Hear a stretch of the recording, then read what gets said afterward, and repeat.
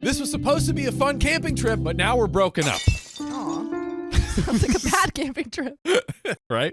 I, 25 male, have been seeing this girl, N, 26 female, for a few months. We started soon after I moved to the country. On Friday, she told me that she was going camping and invited me along. Since it was last minute, she had already packed and I just had to grab my stuff and jump on the train to meet her, which I did. By the way, this comes from Fubar11011 on the Am I Wrong subreddit. So Friday was good fun. We were listening to music and chatting about stuff on the drive. She had been asking me to think about cutting down on my devil's lettuce use. I have a prescription for sleep and anxiety. Also keen for me to get up early with her to do activities since I am usually more of a night owl. I agreed to this and used significantly less of the devil's lettuce than usual on Friday and went to bed early. I woke up with her around 5:30 that morning and we started the day with yoga, relaxing and chatting. She offered to make me breakfast and I happily accepted. I went off to the loo about 8:15 in the morning, but was having some difficulties and ended up being in there for half an hour. That's unfortunate. I feel like I haven't absorbed any of this. What are you talking, dude? No, I'm listening to it, but he's like, and I went to the bathroom. I was using the devil's lettuce, and then I wasn't using it, and then I went to the bathroom, and I was there for quite a while. That's fair. I think we haven't entered full ramble territory yet, but we're flirting with it. We're flirting with it.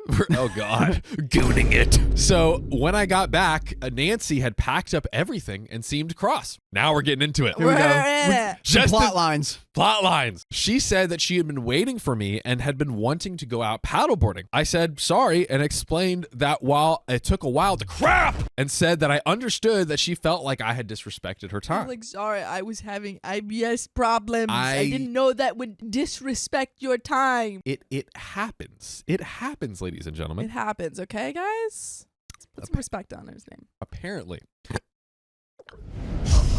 Oh my gosh. Are you okay? What happened? I just heard you swallow that. It was like that dog in Howl's Moving Castle, and he's like, you know. I literally.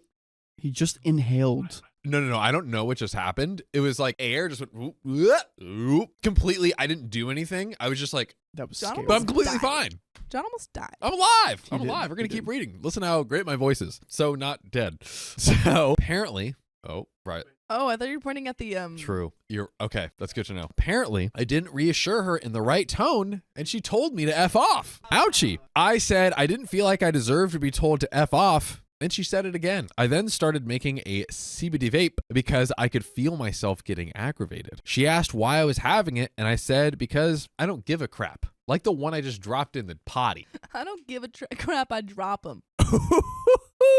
Nice one, Sophia. She said, thank you for giving me the closure that I needed. I said, sorry, I do give a crap. I just want to calm down. What is happening? Well, after this, we finished packing the car. She locked it, walked off with her paddleboard and hammock, looking mad and not saying anything to me. I followed her to the lake with my backpack and was trying to ask if I could go paddleboarding with her. She wasn't really saying anything, and when we got to the lake, it was pretty choppy water. She then said she was annoyed because when she had come there earlier, it would have been more calm. This is just...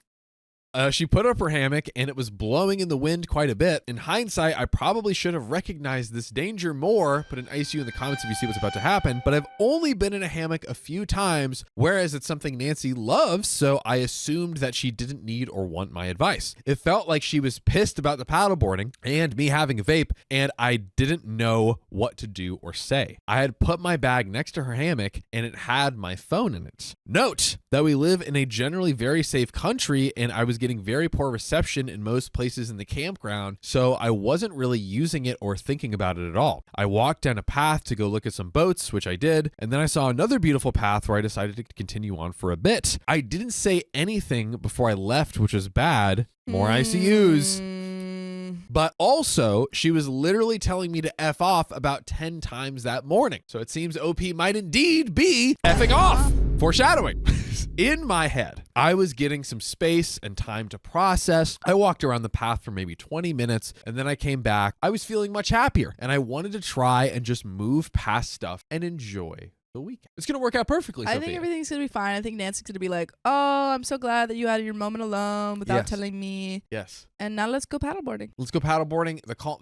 I've not just calmed the waves, I've calmed my soul The as well. waters of my heart It's going to be are so calm great. as well. It's smooth sailing. Smooth sailing. When I got back, Nancy was lying chest down on top of her paddleboard. Did she pass away?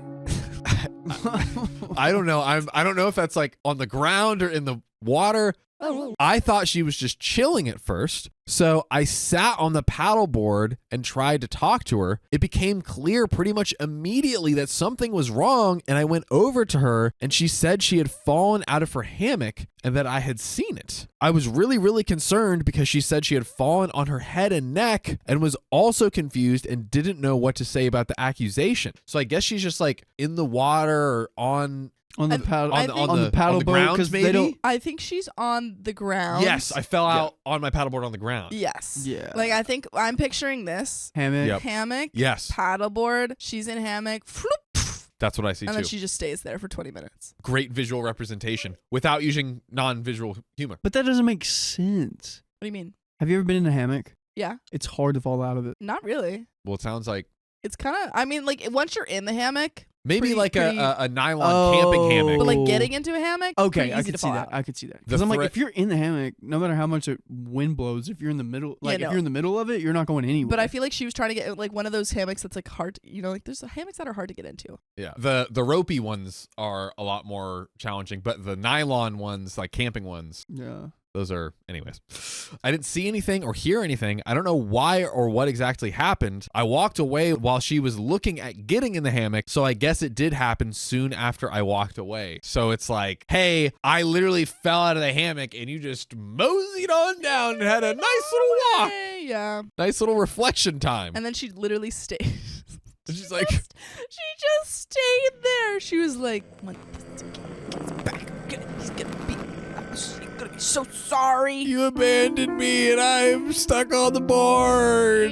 Why did you abandon me? You said, Get out ha of my ha. misery. Well, I have mild to moderate hearing loss, hearing aids, which I wear to work, but not usually while camping. We were in a fairly thick bush, and there was a bunch of campsites quite close by which I hadn't heard her call out. I had also gotten her messages asking for help about a half hour later, calling me a sociopath. Yeah, if she was blowing up at him for taking a crap too long, she is going to eviscerate him for this. Oh, boy, big time. I tried to say these things, but was mostly just trying to figure out how she was injured and what to do. She had fallen straight on her neck, and I was terrified at the possibility she had broken her neck. I tried to tell her not to move as much as possible. She said because she had crawled over that her neck wasn't broken, that she would have stopped moving instantly. I was trying to say that we needed to call an ambulance just to be safe because I wasn't a medical expert. My understanding is that it's possible to break the spinal vertebrae without damaging the nervous system, and that you become paralyzed if the unprotected nervous system is damaged. Is that true, chat? Is that true, comments? Dang. true. Hope he's a doctor.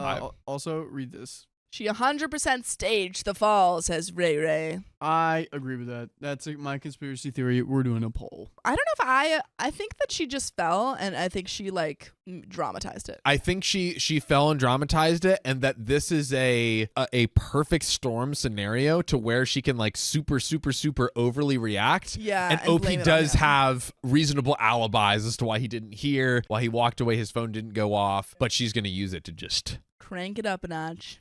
turn it. Well, which can happen immediately with a break, but doesn't always. She was acknowledging that she needed to go to the hospital, but wanted someone to just take her because she was worried about the cost of the ambulance due to her visa in a country with public health care, but don't know exactly how it works with her visa. Okay, so it's like, yeah, she might get charged possibly. She said she thought this would cost about $6,000, and that was a big chunk of her savings, and that she felt like her neck was fine because she had been able to crawl to the board. Okay, if she's crawling, that's kind of an issue. Seems She should go to the like- hospital. Seems like an issue. Well, Well, Chat says 100% faked it. While the money sucks, everything I've ever heard about this situation would be to call an ambulance, and I tried to explain that, but she said she wouldn't talk to me ever again if I did. What the heck? What's that? I can't even say it. Either she just tries to make an issue out of everything, or she's not actually hurt, and she's like, "Don't call an ambulance because I'm not actually hurt, but I'm gonna fake this, and I'm gonna, I think it's you fake. know." I think she's using everything to her I'm gonna milk advantage it. to continue to escalate the tension. Mhm. I feel like, and make him the bad guy. And I was gonna say the 3Ds of medical lingo that's been free. You know what I'm talking about? Oh, Yeah, but I don't want to get arrested, so I'm not gonna say it. you know what he's talking about? Nah. It's the 3Ds that certain big healthcare companies use to not let people get there. Oh, Yeah, yes, yeah, I yeah. do know what we're talking They're about. like, no healthcare Mhm. for you. Yeah, that's what she's afraid of. Somebody call Luigi.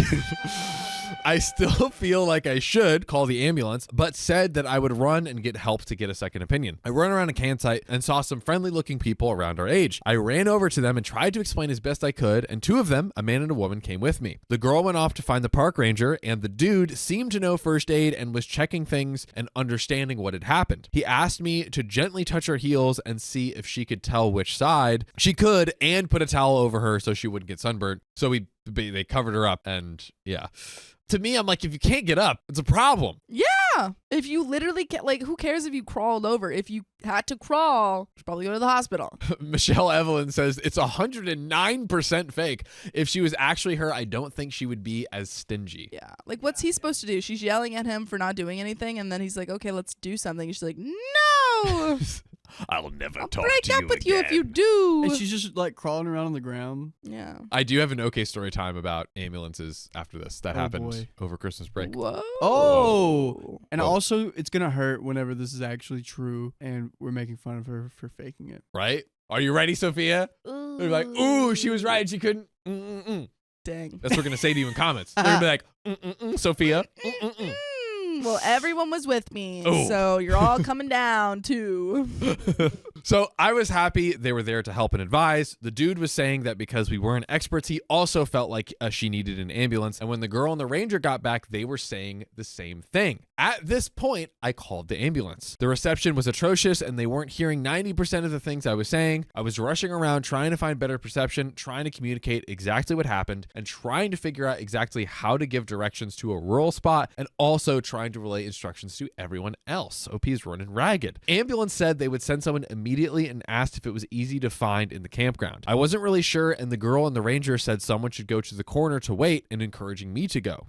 This was, in hindsight, I feel like she's not going to like this. I feel like she's going to hate me. Why did you abandon me? The ranger told him to go. If Right? a ranger tells me to do something, I'm doing it. If he told you to jump off a bridge and break your spine so you could barely crawl, would you do it? The ranger's telling me to do it. That's what he said. Obviously, I should have stayed with Nancy, but I was just trying to get her the proper medical help ASAP at the time. I asked Nancy where the keys were, and she said she didn't want me to drive her car. I said that to the ranger, who asked if I was a bad driver. I said, I thought I was a good driver. I am a good driver. Nancy has never seen me drive before due to roadside substance testing laws in our country, which can detect positive because of the devil's lettuce. The devil's lettuce. Right, which can detect positive days after you use it, and no exception for medical patients like me. I had a small vapey around 3 hours prior, but I also have a high tolerance, didn't feel much from the first vapey in the first place, and felt completely sober at that point. So I took Nancy's car and said that I was going to drive to the corner and should be back soon, again, to kind of wave down the ambulance. In hindsight, I shouldn't have left her there, but she was so angry with me. I thought she might be happier around other people, felt like I was leaving her with 3 safe and trustworthy people, and also the ranger was saying they'd probably be less than 20 minutes away. So I drove down the road and was waiting there for about 45 minutes, freaking out about what to do, if I should stay and wait or go back to see Nancy. And you know, those 45 minutes feel like that's an eternity.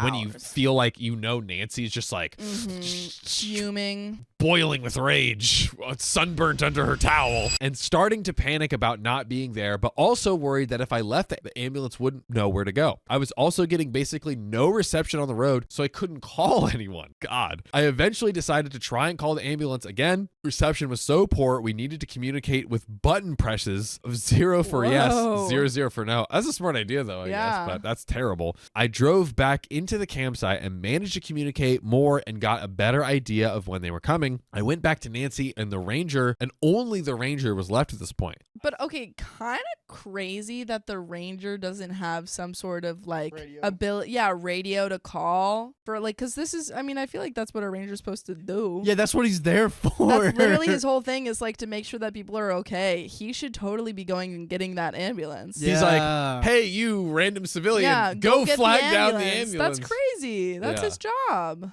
I guess so, right? Maybe they don't have as good infrastructure. Rangers? Yeah, maybe the Rangers suck. Maybe the Rangers are trash. But Opie says soon after some other Rangers arrived and he sent them to the roads this time. They see at least now the other Rangers are doing that. I guess so.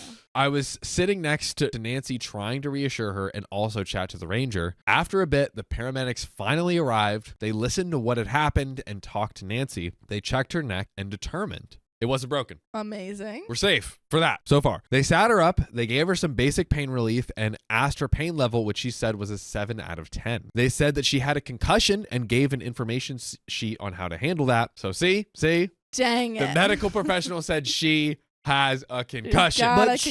She didn't break her neck though. So but she's got a concussion and an alleged 7 out of 10 pain. Yeah. Chat, comments, go attack. Sophia, you see her? Got me. Go attack her. Riley, right there, go attack her. I was wrong. Yeah, that's right. I kind of stayed out of it, so don't attack me. He was thinking what we were thinking. You thought the same. You liar. I didn't say nothing. So they asked some other questions, and they said that they would take her to the hospital. She didn't say anything for a bit, and I said that I thought that she might be worried about the cost because of her visa. They said they didn't know about that, but would be happy for her to stay there with someone who could look out for her for the next 24 hours and then drive her to the hospital if needed, which she agreed to. So we haven't even incurred the cost of the ambulance, it seems. Yeah, the ranger who could have been doing all of this from the first place finally get a driver to the hospital. Maybe stupid. I will say, I mean, I guess it does make sense if they thought her neck was broken to like not want to move He her. doesn't have I would imagine, the medical training necessary that they did. But after they left, she admitted that she was worse than she had told them. Why? Oh, gritty. She said she felt nauseous, something it said on the information form that she should immediately go to the hospital for. She expressed that she didn't really feel like doctors could help her and that the only thing that would make her feel better was staying in nature at the campsite. She was like, I have to go paddleboarding. Some yoga. Some yoga will in the help my trees. concussion. That heals concussions. That's what I hear. That's what I've heard too. CTE? Yeah. Stay with the tree. That they actually have this new thing where all of the football players who got concussions, they just take them out in nature. Don't they prescribe, like actually in Japan, don't they just prescribe like a time in the wilderness and stuff? But I for don't like know. stress and anxiety and stuff? They used to do that. They Yeah, used to be like, if you were really sick, they would send you to the mountains for some cool fresh air. Now they just give you a pill and you feel better. Dang it. Like one of my favorite America Strikes movies, Again. The Wind Rises. Oh, I won't spoil it, but they send someone to the mountains. Thank you. Sophia's just her internal thing of like, I can't spoil it, but I'll give you this. Classic Sophia. It's very sad. I feel a rant coming. So now Nancy said that she was angry at me for how I had handled the situation, saying that she knew her neck was fine and for leaving to go wait for the ambulance. She then said that the ranger said he had purposefully sent me away because he thought I was frantic. Apparently, when I got back, he was asking if she felt comfortable with me being there. Okay, so I guess he was like unsure of if it was safe for him to be there. She was clearly under like there was like a lot going on. She maybe broke her neck, and he was Under probably duress. worried. Yeah.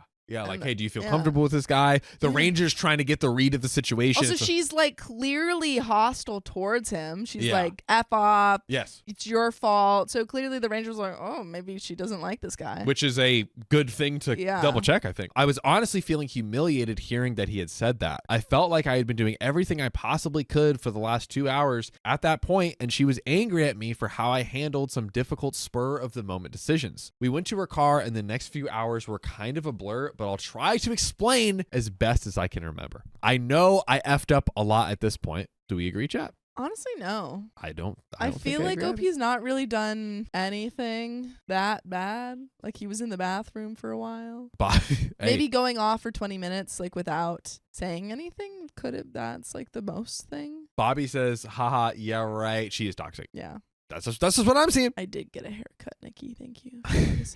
It's a great cut. Thank It's you. a great cut. Let's all acknowledge it. Aw. Let's all acknowledge it. I encouraged her to go to the hospital because of the nausea, but she didn't want to. I was hungry and tired and stressed out from everything at this point, and understood she had a concussion and had a traumatic experience, and found it increasingly hard to deal with her anger and belief that I had watched her fall on her head or cry out for help and then left her. I knew we were both hungry, and I tried to give her a snack and offered to make food, but for some reason, she took stuff out and started doing it herself. I offered to take over and make something alongside it, but she said she wanted to, and it was enough for the both of us. I didn't have any other food there, and I was really hungry at this point. Here's the point where I might be a huge a-hole. Yeah. Oh, I thought You thought I was saying, here's the point where John Fry.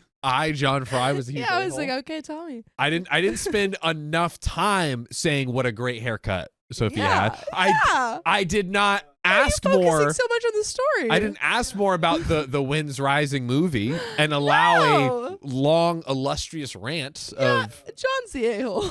Yeah. If we play back where Sophia said thank you about the haircut, and John was like, yeah, nice haircut, she checked out. She was like, Wow. all I That's get it? is nice cut. You mean the greatest haircut of all time? Okay, well now it feels like you're lying to me. Let's just read the story. Oh. How did I fake a-hole and then become an what is happening? What is that? Are you in cahoots with Nancy? What's going on? Cahoots. Well, at some point she was making lunch. I responded to one of her accusations by saying that I couldn't believe that she believes that I would leave her there hurt. Dude, wait, time out. We're on it. He went to go help. Yeah. Like what? He didn't do good enough. It really feels like she is the type of person that finds a problem with everything, and that OP's like maybe slight inconsideration at times, or just like not thinking, becomes this huge issue. Yeah. Where he is actively inconveniencing or actively hurting her, and she like blows up about it, and he's like, whoa, I'm sorry. And then she's like, well, now I'm mad at you for apologizing. And it's like this ongoing thing where he's like, I don't even know what the right thing to say is. She's making mountains out of molehills. Those molehills are humongous. That's right. I said that I felt like she often forgot all the positive things I do and can only focus on the negative or perceived things that she imagines that I did. She said she didn't feel like she needed to apologize for saying F you earlier because she was emotionally dysregulated at the time. Also, I just got diagnosed with ADHD a few weeks ago, and she was 2 about a year ago, right? That's what you say. Like she was also diagnosed. I said the fact that she said things to me like I just use her to get off, when she has been the one asking me for spicy sleep much more than I have been, and I always make sure she is pleased. She's the one who refused to delete dating apps off her phone. Oh, okay. When I realized they were on there, even after I told her I deleted them a month ago. Girl, she's mistreating you. She's mistreating you, and he's just letting it happen. Yeah, she's definitely projecting right now. Or maybe every single thing OP does is wrong. Yeah, maybe have every we single move. considered that OP is just bad at everything? Like when he breathes, incorrect. Incorrect. You got to do it A this way. slight against her. Come on. Why are you breathing in my direction? Let me have my own oxygen. Boom. I've told her that I really care about her and feel love for her. It hurt me that she even thought that I would watch her get hurt and then not help her. I know she has trauma in her past, which is probably why she thinks that. I said that she couldn't see all the things I was trying to do to show her I cared about her. Lifestyle changes and ways that I've been giving her my energy and made her my focus. I said it was so obvious that she felt this way that even when I had been doing my absolute best to help her, when she was hurt, the ranger still picked up on it and sent me away because it's what he thought she wanted. She didn't. I said that it sounded like she had some huge a-holes in her life before, but I had never had problems like this with anyone, and that I was sick of her making me feel like everything was my fault. I said that if everyone she previously dated had caused her issues, that said more about her than me, and that I wasn't a monster that would leave her there hurt. Real quick. The Tomlet says, okay, listen, TBI patient here. Sadly, mood swings and personality changes are symptoms, and nausea right after the blow is a sign of possible brain bleed. She needs medical attention ASAP.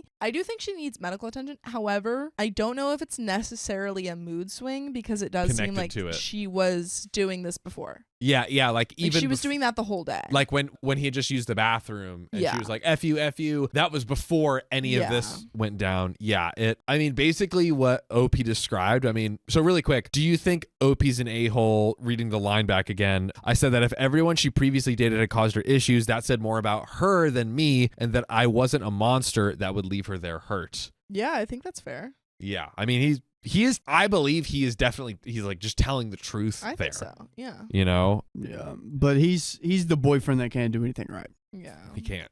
He can't do it. Yeah, I think she's very much exactly what you said, Sophia. She will take anything that he does and just turn it into an issue. And like, I don't know. I have some thoughts about the boyfriend too. Yeah, I don't know. He seems a little like maybe oblivious of some things. Could be. Yeah. I mean, him walking off, like, we don't know. We're just hearing his side of the story. It's like, I have some hearing issues. Yeah. I, walked off. There was thick bush. He could have told, the one thing I think for sure that he didn't do was tell her, like, hey, I'm going to go over here and, like, maybe take a walk for 20, 30 minutes. That I think is. Yeah, that was a problem. Yeah. Even if she did say F off. But like, I think you guys are in nature together. Yeah. Even just being like, okay, I'm going to take a walk to clear my head. Yeah. You know what I mean? Better to tell her. But I think one could say an honest mistake. I think so. An honest mistake. Well, Opie says after this, she said she wanted me to leave the campsite. I talked to my mom for a bit, but reception was terrible and asked her to talk to Nancy. Just have mom. Here you go, mom. Please, Deal with it. Mama, she keep yelling at me. That's kind of funny, honestly. Yeah, he's not helping himself. Yeah. Not there. I asked her to talk to her sister, but she said, no, just talk to each other. Yeah. I asked if we could have some food and talk about a plan, that we were both hangry and not thinking straight. She said that I couldn't have any more for food and she wanted me to leave. Damn, now she's withholding food? Can't have it. Okay. It's my food. I didn't have anything with me except some clothes and a phone with a low battery and water bottle. Okay, well, why didn't you bring a battery pack? I tried to ask her about her plan and how she could be safe and pointed out that the paramedics had said that she needed to be checked in on over the next 24 hours. That's right. They said like, oh, we need someone trustworthy to monitor her for the next 24 hours. She said that I was harassing her and yelled at me to go away or she would call the police. At that point, I said, okay, and just asked if I could take some food since I was really hungry and didn't have any. And she gave me a banana. This is a nightmare camping experience. Right? Like, don't go camping with people you don't really know, like, what their vibe is. For real. Yeah, wait, how long have they been together? I don't know. Has it said? Here, Did let me you? check. Yeah, check for But me. if you don't know how your partner's gonna act, recent. trip. Yeah, Maybe a month? a month. Maybe more than a month. Because he Been with said this girl for a few months. a few months. Okay, so she's just showing her true colors.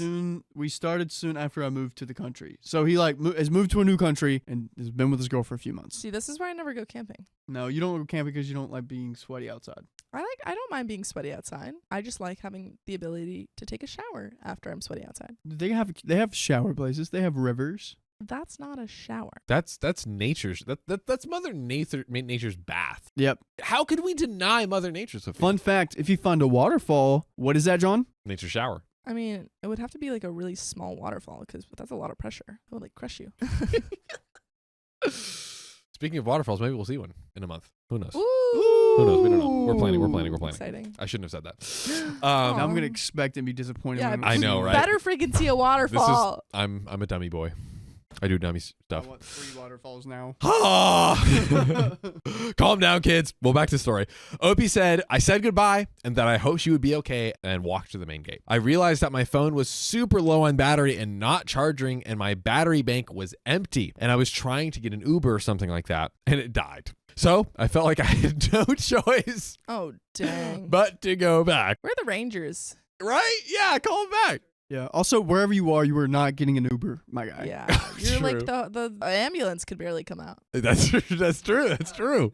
She asked me to prove that my phone was dead, so I did. She let me plug it into her car for a bit. I was not talking to her and sitting away from her in the car with the phone. I saw her grabbing her paddleboard and going down to the lake. Girl, This is not the time to paddleboard. I reluctantly followed her, but was worried about her going out with a concussion. I asked her and said I was worried. She didn't have a life jacket. She had a concussion and didn't look or sound herself. The water was still choppy. I'm not the strongest swimmer, and it's a big lake. If something had happened and she had fallen in, I almost certainly wouldn't have been able to stop her. And she couldn't even get into a hammock. Yeah, dude. I don't trust her to be She able to ain't get into a definitely getting in the paddleboard. water with that thing. That Yeah, is- choppy water, paddleboarding. That's incredibly That's dangerous. such a good point. That is such a good Yeah, point. she can barely see. It's dark.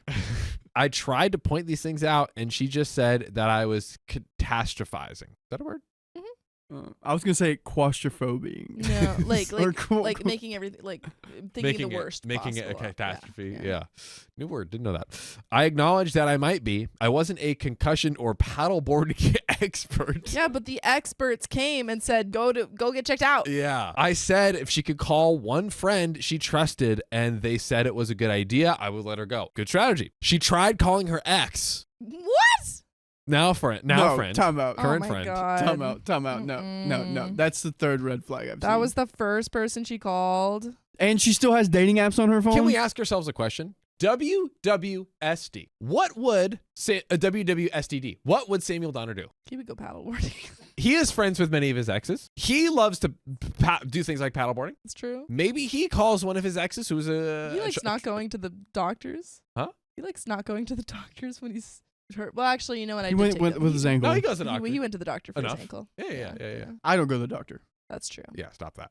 Well, I don't have to go to the doctor. Yes, you do. When's the last time I got sick, guys? Yeah. When's the last time I hurt something? Okay, but you have to go to the doctor like once a year. Not if you eat an apple another day. Guys, don't listen to Riley. This is PSA. wrong. What would Sam do? Yeah, paddleboarding. Right? He's getting in that water. Nature's calling. She didn't want to call her sisters or another friend. I felt like if I let her go out, I would be letting her and her loved ones down. She said she didn't care if she went out and passed away. Oh my I don't God. care. Why does she want to paddleboard this much? Dude, that was making her feel that she wanted to pass away. That made me feel like I really couldn't let her go out, and I took the paddle. She threatened to go out without a paddle and started yelling loudly What's at me. she going swimming now? Dude. I could see a nearby woman was concerned and encouraged her to check on Nancy and said that she has gotten a head injury earlier and I was discouraging her from paddleboarding. I walked away to give them space to talk. It looked like the lady went to Nancy and they talked a little and then she walked away. I went back there and sat next to her paddle and didn't say anything. She seemed to understand that I couldn't let her go out and walked away. I followed her back to the car. I was trying to say that I was really worried about her being safe now, especially after she said she didn't care if she passed away. I felt like I couldn't leave the campsite since the paramedics had asked me to keep an eye on her, and her behavior didn't seem normal at all. I mean, is it just the rose-tinted glasses? Yeah. Being taken away. Like you said, it's like, oh, they've reached that point. They're a few months into the relationship. Yeah, it's like you reached like the 4 month mark. 3 month mark. Yeah. You're starting to see their actual true colors. You Ooh. can't have those colors forever, my friend. Huh? Yeah, I can. Sorry, I sit up like good boy. So I said that I felt like I needed to stay and record the conversation when I did and brought up the paddleboarding stuff and the fact that she thought that she was going to pass away. I recorded her saying that she would call the police and tell them that I stole her paddleboard and me saying that I hadn't and that I, of course, was going to give it back, but it didn't seem safe at the moment. Oh my God. She's Making using stuff him up. taking the paddleboard thing temporarily. For her as, safety. you're stealing, you're robbing me, Dude, Nancy's a freaking Karen. She is. She's Karening hard freaking Karen so core. hard. I felt like I needed to protect myself legally if she did do that, but also felt like it would be irresponsible to leave her there without even telling anyone. Poor dude. OP's just in between a rock and a hard place Yeah, here. I feel like, for him. I don't want her to pass away, but also she's trying to get me arrested. I hadn't eaten anything in 8 hours at this point. Get a banana. Sophia, true. Sophia Okay. would just be, you'd be passed out. I'd be passed out. Right? I would be passed out. Yeah. We'd have to call the ambulance for Sophia at this point. Yeah. Even worse, she'd be grumpy. I would be Whoa.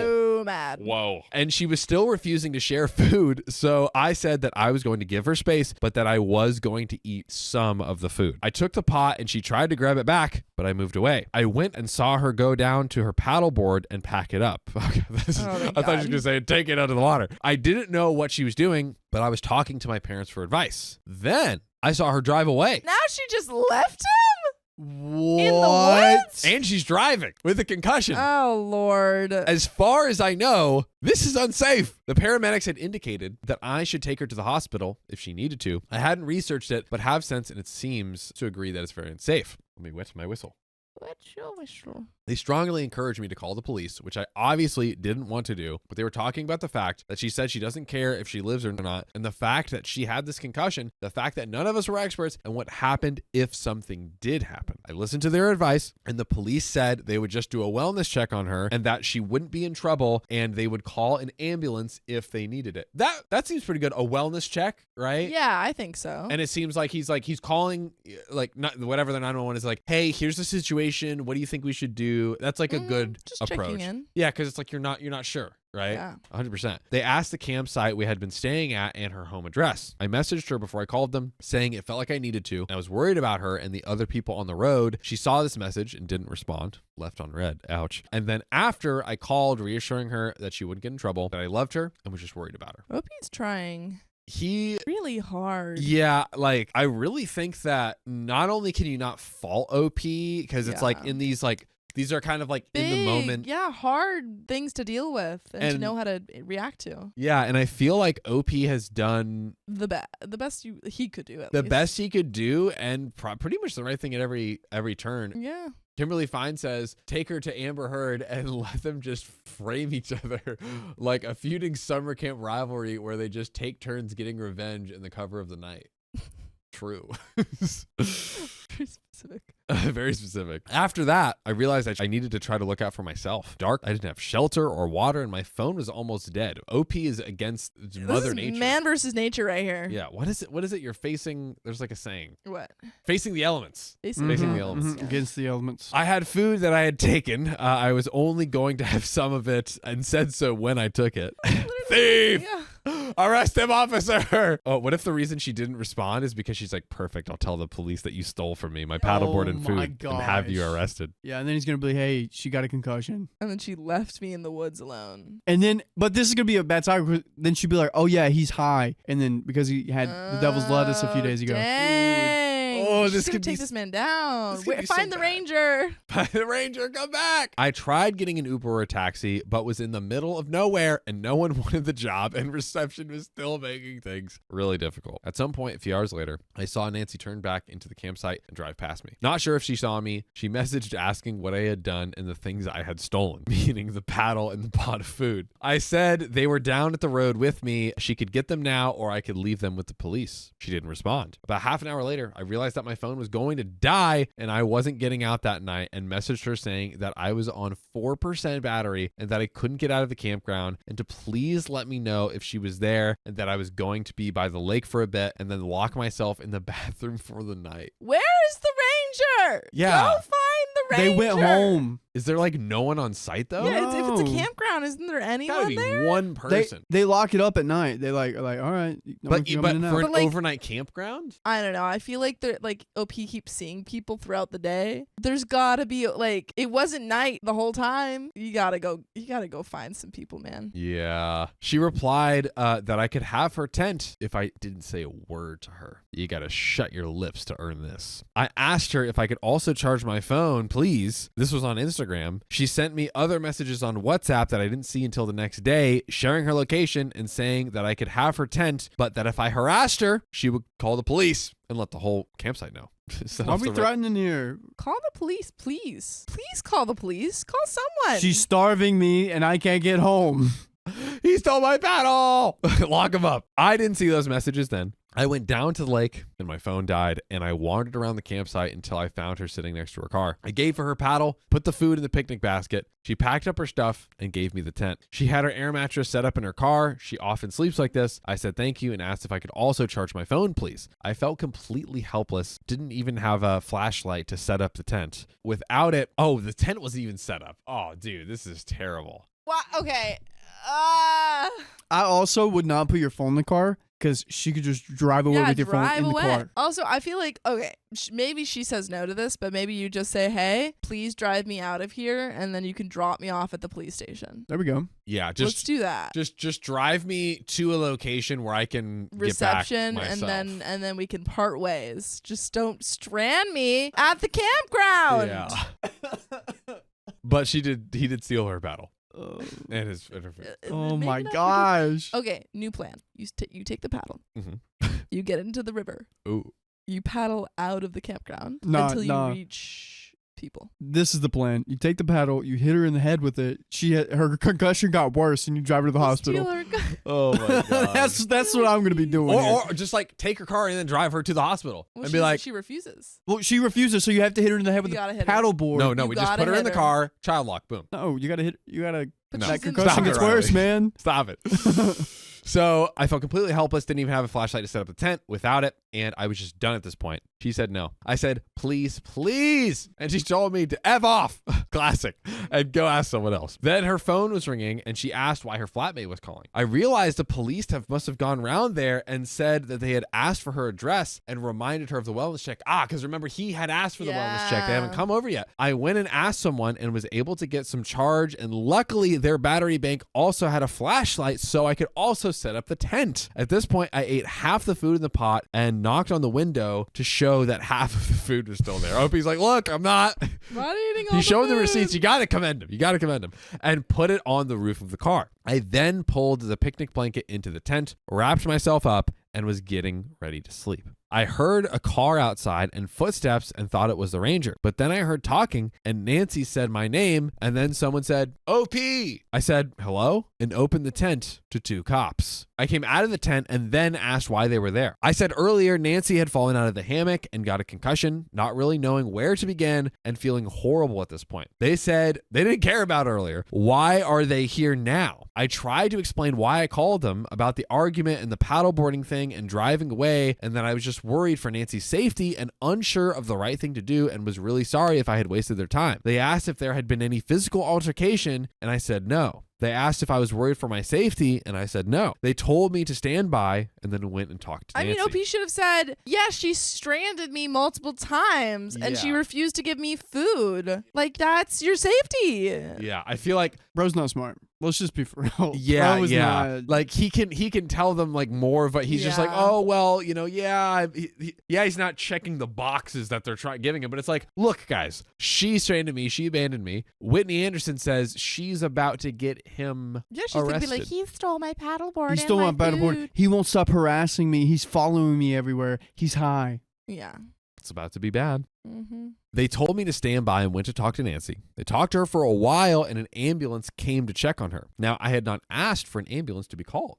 Because the police called them. I sat there with my hands in front of me, unsure of what was about to happen. It felt pretty awful feeling everyone's eyes on me in the campground. After a bit, one of the cops came back, said there wasn't an issue, and that I should sleep it off, talk to Nancy in the morning, and might have to part ways. I thanked him and climbed back into the tent, not even looking at Nancy. Oh my God. Don't leave. Yeah. Get a ride back home. Yeah, get a ride back. Get a ride back. Dude, what are we Why talking are we about? staying in the Yeah, tent? this is Because guess what we're about to do tomorrow? Oh my God, the same thing. Run it back, baby. Run it Running back. the same thing back. The paramedics and cops left, and I was almost passing out at this point. I heard Nancy's alarm go off a few times and remember covering my ears and heard her walking around at some points, but I don't remember falling asleep. I woke up just before 6 in the morning, and when I went outside, her car wasn't there. OP, use your head. Who could have seen this coming? OP. Nobody.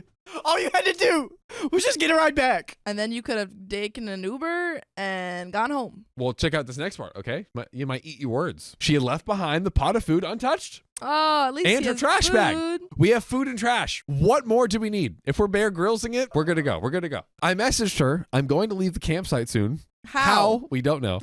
I will leave the tent next to your pot and your trash. Hope you're safe. Please understand that I called the police yesterday because I was worried about your safety. I'm not sure she thinks that I called the police or the second ambulance to the campsite in the evening, and that's why I was really keen to charge my phone. And then, asked about half an hour later if she was safe. I was getting increasingly worried about her driving after the police visit last night with a concussion in the middle of the night. Again, why did the police just let her have her keys? Who's to say? They know that she has a concussion and they were like, yeah, she can drive. Also, he heard her alarm go off multiple times and her walking around, and I understand he may have passed out, but how did he not hear the car drive away? Good question. Yeah, or realize, put 2 and 2 together, like, oh, she's packing to leave. Yeah. Yeah. And I know he doesn't have like good hearing, he said earlier, but still, like he heard the alarm and heard Yeah. that. Like, Probably this would've guy's heard not that. thinking.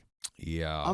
This hurts me reading this at this point. It seems not great. Speaking of hurting reading it, Sophia, could you close out Sure. the story? Would you do me the honors? It's on I Tried. I sure We're can. gonna switch it up, ladies and gentlemen. I tried calling her at 7 and she saw my message and then blocked me on everything. I was just happy to know that she was okay. Her flatmate had messaged me hello around the time of the police visit when they were calling from her house around 10 p.m. I replied the next morning, "Hey Sandra. Hey Sandra, so sorry about everything. Nancy fell out of her hammock yesterday and got a concussion. I thought she was acting unusually after that, but she didn't want to go to the hospital. She said some things that seemed to indicate that she didn't seem to have much regard for her well-being, and she drove away, and I was worried about her safety, so I called the police for a wellness check and they asked for her address. They said she wouldn't be in trouble and just checked on her wellness and calling an ambulance if she needed it. I messaged her to tell her this. I'm not sure what changed, but she came back to the campsite a few hours later and was going to sleep in her car, and I slept in her tent. The police and ambulance both came to check at the campsite last night. When I woke up, she wasn't here, so hopefully she got in last night or will in a few hours. I haven't been able to get in touch with her. I'm sorry for the difficulties I've caused you and your flat. By the way, you wouldn't be causing us any difficulties if you joined us live every weekday at 3 p.m. PST on YouTube, Facebook, TikTok, and Twitch. Just tap our profile. Tap it. Nothing difficult about it. And there is a little bit left to the story. Yeah. But I don't even know. I don't even know what to say. Yeah. You know, I think OP is... I'll start it because OP took a crap.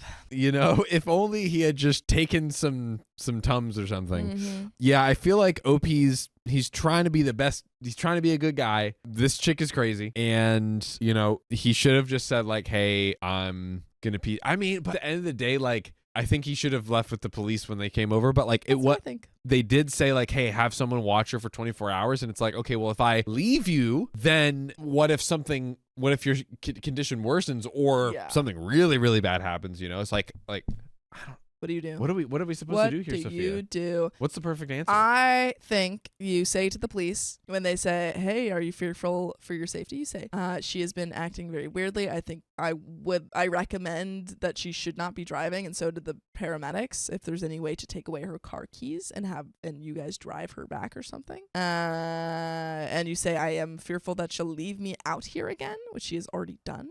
She lied and said that she wasn't nauseous when that was something on the form that said, hey, go immediately to the emergency room for this specific thing. You bring up all the things. You say, I think she'll strand me out here. I would like someone to check in on her, and I would like to be driven home. And then you just leave it at that. The good plan. Yeah. Good plan. Well, let's plan to finish this out. Oh, let's get it. And let's execute that plan. He responded, okay, better not see you around here, pal. What? He was talking to the run it back a little bit just to get some context. This was so I think it was the roommate OP sent Sandra, or I guess now his name is Samda, like, hey, by the way, this is what happened. Yeah, and he was like, all right, better not see you around here, pal. Dude, conspiracy theory, this friend and flatmate is the ex. Yeah, that's what I was thinking.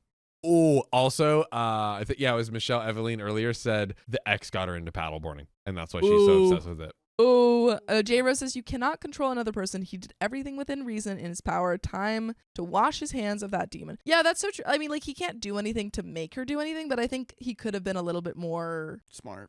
Could have just told the police a little bit more and got himself out of that situation. Totally. He was being very caring and watching out for OP, but he needed to watch out for himself. You need to watch out for yourself. I said, don't worry, I still have her tent, which I was going to put on the other side of your fence, but can leave it somewhere else if you'd rather I didn't. You won't see me again, and I won't contact Nancy. I'm sorry if the police visit caused any problems or ruined your weekend, and for anything else. He responded, we'll see about the tent, champ. And I liked the message. Haven't heard anything since. That was 2.5 days ago. I managed to hitchhike back to town. I managed to lose one of the tent poles and had to leave the picnic blanket as it was too bulky to hitchhike with on the way back. But I've ordered a replacement pole and blanket of the same brand. I probably won't replace the pot. I feel like I gave that back to her and don't understand why she didn't take it with her. Anyway, that's what happened from my perspective. I've tried to be as honest and detailed as I could, feeling pretty terrible about it today and was holding out on seeing my therapist today, but woke up sniffly and coughing, so I had to cancel. Yeah, because you stayed out all night. Yeah, Covered up with a tent blanket or like a picnic blanket. Yeah. That's all you had during the night. Really not sure how to deal with this or process this. I feel like I would change a lot of things I did in hindsight, but also was doing my best with a difficult situation and was trying my best to look out for Nancy to the best of my abilities. Am I a huge a-hole? Be straight with me. I'm still in love with her. Oof. My brother got a concussion earlier this year and his personality was quite different for a month afterwards. Oh, so he's seeing like, oh, she'll change after a month. She'll be fine. She'll In a come back month, she'll around. I can back. fix her. You're not the a-hole. Yep. Oh, Agreed. you're a little bit Not the stupid. a-hole. I think he is a little bit of an I a-hole. think he's a little bit To himself. Yeah. Okay. And not like figuring it out. I Yeah. think he's just dumb. Mm-hmm. He's a little stupid. A little stupid. A little bit. Bobby Little says, stupid. is the flatmate from the 1940s? Yeah, he's like, oh, you messed with the wrong household, pal. You Listen wanna go here, toe-to-toe? Sonny. Let's go outside, and I'll give you a what for. Bop, bop. We don't do that around these parts, sonny boy. Wait, there's one comment. Someone said he's a helpless pothead, and OP replies, sounds like you have a bit of a bias against people who use cannabis you might want to examine. Believe it or not, I'm pretty independent and successful in my life generally. Most medical cannabis patients are. Ah. Yeah, so people are like, oh, he's a pothead, but he's like, no. Yeah, no, that's not really. I thought it was funny. People are No, like, no, you're that dumb. that is funny that everyone's getting after him on there, because I feel like that's not really relevant to his silliness. Also, Whitney Anderson said, did OP get a concussion? Because it's like, brother, Yeah, come man. Let's Yeah, wake but up. he's not the a-hole. No. She's the a-hole. Yes. He did his absolute best, Sure. and she was just bananas. Yeah. And there we That's why have she it. won. And there we have it. That's a wrap up from the OK Raps guy. Thanks, Sophia. And that was John from OK Raps giving us another wrap up. I refuse to lend money to my aunt for her college because it will affect my Paris trip. Gotta go to Paris. So I, male 25, have recently moved to a house I bought in October. The house was one of the houses my dad's friend wanted to sell, so he gave me a discount for the house. He has lots of properties in my city and wanted to sell some because he is moving to Germany for work in April. By the way, this comes from Apprehensive Lake 828, and if you want to submit your own stories, just go to r/OK Storytime subreddit, and we'll read them right here on camera for you. So, it is a 3-bedroom house with a small garden in the front and a big garden in the back. I also finished my master's last August, and now I'm planning to travel to Europe in October for at least half a year after I finish the project. I'm in charge of my job in July. Now, for the problem, I have an aunt, female, 32, from my dad's side who started college last October around the time I bought my new house. She just told everyone that she doesn't have the money to pay for this semester and can't continue unless she pays till February. Thing is, no one in our family can help her to pay but me and her brother, male 39, who said no, and now everyone is on his back saying how heartless he is to his little sister, even though I bought the house in full, so I don't need to pay for the mortgage and own my house myself. I had trip money saved, and if I give it to her, she will have enough money for the rest of her college years. Where I live, college costs around $15,000 to $20,000 for all the years unless you study medicine on average. Now, she asked me if I'm willing to pay for her college, and she appreciates the gesture. She said that I don't have a mortgage on my house, so I can help her. I hate it in these stories. They're like, well, you have this and you have that, so you can pay me. And we're family, so we have to share. Did you work hundreds of millions of hours for this? I didn't see you there. And she said that she would be sure to pay back by the time that she finishes her studies and even give interest if she can. The thing is, if I give her the money, I just won't be able to travel as I wanted to and save the money for almost 7 years. My mom said that I need to help her because she is family and she used to help me a lot when I was a kid, even though she was a kid herself at the time. My dad, on the other hand, said that I should not help and let her figure it out herself. He said that I deserve a break and should just ignore her and the rest of the family if they don't like my decision, and that I should just focus on my project and plan my trip when I have free time. That was great backup. I talked with some close friends and they split. I'm split about this myself because I truly want to help her out, but didn't want to lose on the trip that I planned and worked for. So Reddit, would I be the a-hole for not loaning the money to my aunt to finish college? I would appreciate your full honesty about the matter. There is an edit. Thanks to everyone who comments on the post. In the end, I decided to listen to ask my dad why both he and my uncle are so against the idea.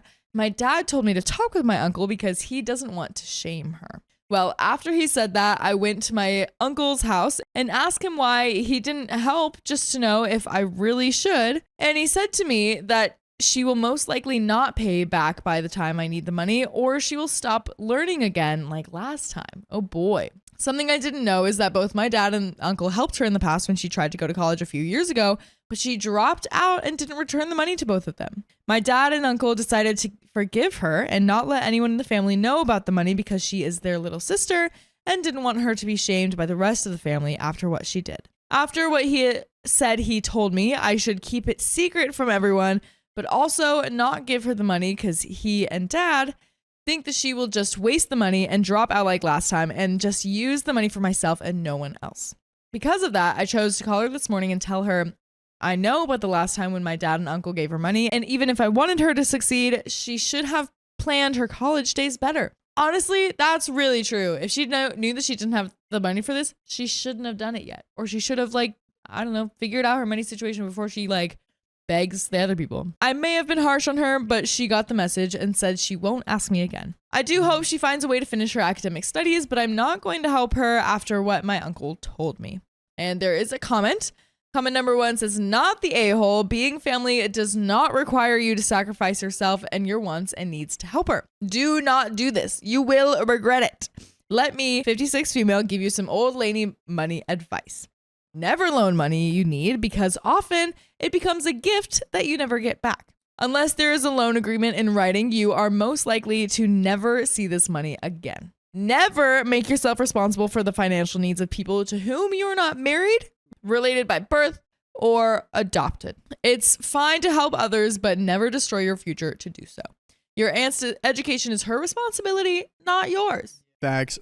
Here we go. Imagine your 32-year-old sister asking you, hey, can you pay for my college at your age? It's like, well, I don't have the money for that. Simply do not. I have some money saved, but that's my savings. I need that, Never feel guilty about what you have that others don't. Accept and be grateful for the breaks and blessings in your life, like the house. Your family is trying to guilt you into this. When you do things out of guilt, you will likely resent your aunt and family for pushing you to do something that you don't want to do. Never let anyone guilt you using the word family. Often when people use that word to get you to do something, it is something that they are not doing themselves. Everyone in the family is trying to guilt you to give her the money, but none are willing to chip in even a small amount so you don't have to empty your account. That's a good point. Everyone else is in the family and they're like, hey girl, you're also family. Why don't you do this instead? That makes sense. That's a major red flag.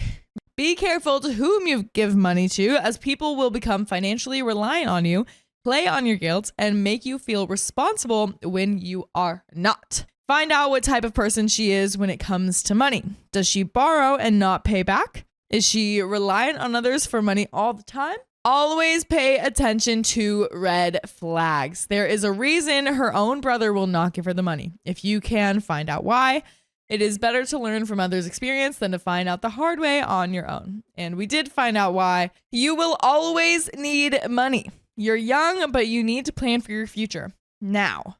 Retirement, a nest egg if you lose your job or become ill, marriage or kids if you so choose. That's a good point too. It's you have the money and you're planning on doing it for vacation now. But you need to be investing in yourself right now. Absolutely. It's not just extra money that you'll never need. Come on.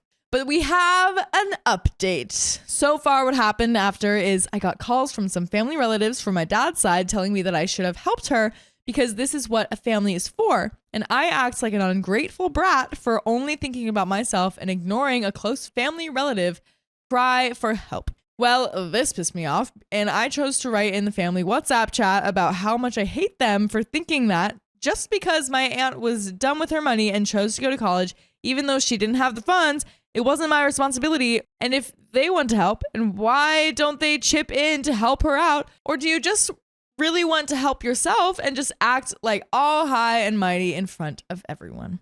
After that, I said that to everyone who shamed me and my uncle for not helping her, that I'm not going to talk to or see them for a long time, or even forever, depending on how I felt. And they aren't welcome to come to my house, and I would consider them a trespasser if they came and I would call the police on them. Oh my gosh. I left the WhatsApp chat after that, and my dad called me a few hours later. He said that even if he thinks that my reaction is over the top, he does think that I'm in the right and should handle it however I like, even if he doesn't agree with sharing everything publicly. I was happy with the fact he was on my side, and my uncle was also on my side and even said that I was too nice in calling them out. Oh, wow. My mom doesn't like how I acted, but my dad did say that she thinks the way everyone talks about me is wrong and I should ignore them. I'm not sure if she agrees with me, but it is nice to see that she does not agree with the rest of the family, even with the fact that she was basically on their side. It has been almost a week, and every time I get a call from an unknown number, it is some annoying family friend or one of the ones I said that I am not going to talk to them, saying that I should apologize for what I did and act like an adult. I do block every number now, and even if how they act is annoying, I still feel great with all of that weight off my chest and only focus on my work and my trip. We have a second update. Oh my god. The revenge of the aunt. The revenge. Oh my gosh, what do you think she's gonna do to take revenge? Probably just complain more. It's just crazy how other family members are like, you, a kid, need to help out your aunt and give her money. Why don't you guys go start a GoFundMe, huh? Like, loans exist. I know, like, you know, not everyone qualifies, but like, you could try. If there's so many people that care so much about her going to college, then like, they can chip in. If it's really that big of a deal, I think they're just annoyed that she has money and they're jealous. Absolutely. Update number 2.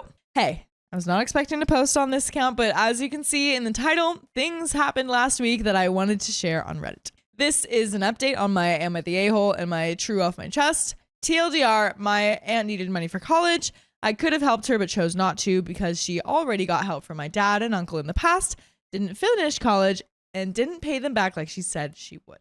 I told her I was not going to help her, then cut contact with all the relatives who attacked me on the family group chat, and things have been all right ever since. So I decided to go on my vacation 2 weeks ago because I finished the project I was working on in late May instead of July like we thought we would. So I started to plan the vacation. Who is going to look after my house? I chose my 19-year-old brother because he can live in my home free of charge as long as he takes care of the place, and I trust him. Now, to what happened when I was in Germany. I got a WhatsApp call from my brother about how when he was away to get food, he found our aunt's car next to the house. And when he went to check, he found that she broke the door and was looking through my stuff to most likely find something of valuable to steal. And she most likely didn't know that my brother is temporarily living there and thought that my house was empty. Oh my gosh. Insanity. She's just straight up stealing. That's crazy. I hope he called the cops. I bet you if she did steal something, everyone would be like, well, you need to help family out. He called her out and said that if she didn't get out, he would call the police and dad. He didn't want to handle the cops by himself, to try and threaten her. She refused and said that I owed her because now she has to take loans to continue college, and she believed that I should help pay her loans because I didn't help her back in January. Oh my goodness, that's so insane. He ended up calling the cops and messaging our dad, and when she realized, she went to her car and drove off. When the cops and dad came, he told them what happened and showed the camera footage, which shows how she broke the door, went through my stuff, and wrecked the place. The cops took a copy of the footage and told my dad that they would handle the rest and keep in contact with him when they finished with her.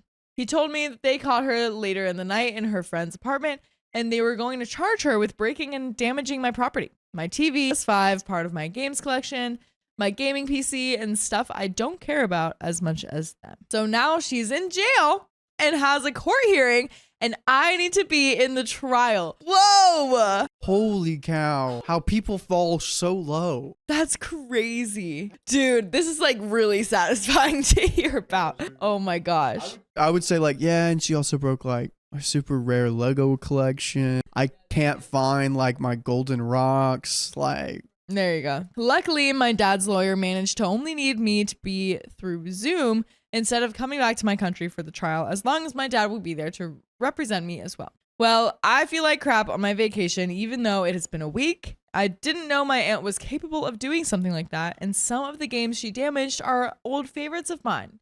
Pokemon Coliseum and Platinum, SMT, Digital Devil Saga, and Nocturne. Now I hope that when I get to France, there won't be any more bad news and I can enjoy the rest of my vacation.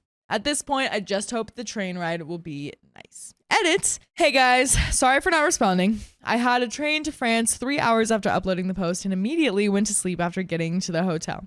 Thanks for all the support in the comments. Now about what I'm going to do. I will press charges against her for all the stuff that she damages. I am not going to go easy on her for what she did, and if anyone in my family will be against me, they can go F themselves. Tomorrow, I will have a Zoom call with the lawyer to see if I can get her to pay for the market rate of all the games she destroyed, because most of them are GameCube, DS, or PS2 or 3 games, so they are hard to get now, and you can't even get them in my country. And because most of them were in good condition, I believe it will be easy to force her to pay for a new, or at least used at best. The trial is on the 12th of September, so I will update at least a day later about how it went.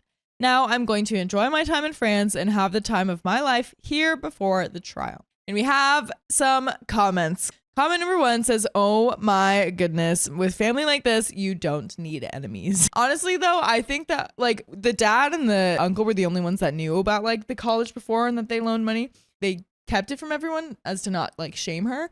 Expose her. easy. And we have another update. Update number 3. Hey guys, it has been a nice 2 weeks and my time in Paris was great. So let's get to what happened in the trial. The trial was longer than I thought it would be. We were there for an hour and a half. In the trial, her lawyer said to her defense, my aunt had a manic episode because of her not doing well in classes to the point that she had to retake 2 classes in the summer. And if she didn't take them, she would have to repeat her first year. And also because she was a recovering substance user, something I didn't know. And she chose to use devil's lettuce with her friend group. And that was when the idea to rob me came, and she did it. Wow. So that's their defense. Like, well, she failed some classes, so she decided to rob a house. Never had I ever gotten the urge to rob a house just because I failed my classes. As you can see, the defense wasn't good. I mean, devil's lettuce only became legal for medical purposes recently. I mean, even her lawyer looked like she didn't have enough to work with, and the judge didn't look happy with this. As some of you suggested, I told my lawyer that the stuff she destroyed, like my computer and games, were important stuff to me, and that I lost the data from the games that I've accumulated in almost 20 years. Not true, by the way. I have everything saved up as ROMs on my SD card in my room. I just didn't tell that to anyone, and thank God I did this. And he believes that she should also reimburse me for this stuff for market value, as long as the other stuff like my door, fence, and furniture, and more stuff. I did my best to look sad when I was questioned about the whole thing, unlike my aunt, who looked like she was faking it. After all of this, the judge came with her sentence. She has to serve 3 years in jail, not because of breaking into my house, but because there was illegal devil's lettuce in her car, but can get released early if she acts well in jail. She now owes me $8,200 for all the damage she caused, the amount of money for all the stuff she destroyed, as well as the games. They took almost $2,000 by themselves. Luckily, she can pay with her car and some of her expensive stuff I didn't know she had, according to my dad. So I'll get the money eventually. And according to us, we always have full episodes with stories just like this one on Spotify, Apple Podcasts, or your favorite podcast app. Just search OK Storytime and you'll be good. We got you. And there is still a little bit more, but gosh, that's a crazy turn of events there. But like, she's gonna be in jail. She's getting punished somehow. Hopefully she'll learn her lesson. Goodness gracious. And she's getting money. So that's good. I don't think I've ever seen like a story like this where it's like, you know, they call the cops because like they're trespassing or stealing or just, you know, yelling on their front porch or something like that. but then like nothing actually happens. But this is like so satisfying. But there is a little bit more. Let's see what happens next. Well, now she's in jail, and I'm sure that some of my family will hate my guts with some of the messages I got in the past 3 weeks, calling me selfish, an entitled prick, a backstabber, a smock, and more stuff that are way worse than that. Well, this is probably the last of this whole entitled aunt stuff, and I am going to enjoy the rest of my vacation. Tomorrow, I will go to London and have fun there. By the way, if you ever see this somehow, measure it. Hope your time in jail was fun, and go F yourself for all you did. I also hope that you changed as a person in the last few years, but I will never speak to you again. And that is the end of that story. Wow. What an ending. Oh my goodness. That was crazy. Call her real name out at the end. Oh my gosh.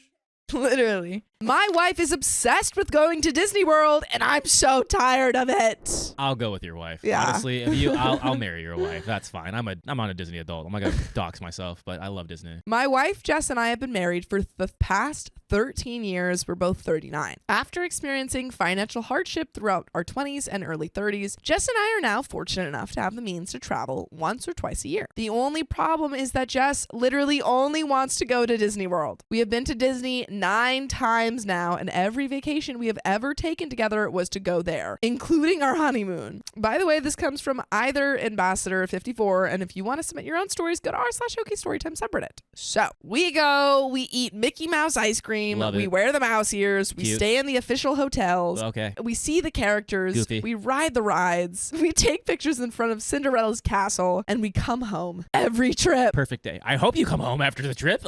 Where are you gonna go? I'm Back honestly beyond sick of Disney, and I never really like going in the first place. Jess knows this, but she has no concept of travel beyond Disney. We're currently planning a trip for April, and Jess, as usual, said that we can just go to Disney. I explained that it sounds fun, but hey, why don't we go somewhere like Hawaii this time? Jess was confused. She asked why we would go to Hawaii. I responded that we could enjoy the spas and go to the beach. Jess mumbled a half-hearted answer and walked away. A few days later, she approached me saying that she made hotel reservations for Hawaii. At first, I was excited because although she did so without consulting me, it seemed like she was really listening. I think I know where this is going. But then when she showed me the hotel she booked, I found she had made reservations for Aulani, the Disney resort in Hawaii. I knew it. That I knew would it. drive me crazy. If I had already expressed to my partner, hey, like, Disney's fun, but let's try something new. Let's go to a different place. And they were like, yeah. And then still chose the one Disney thing. Can we say this? Can we say that? It's not a sponsorship. It's a hate. Ooh, okay.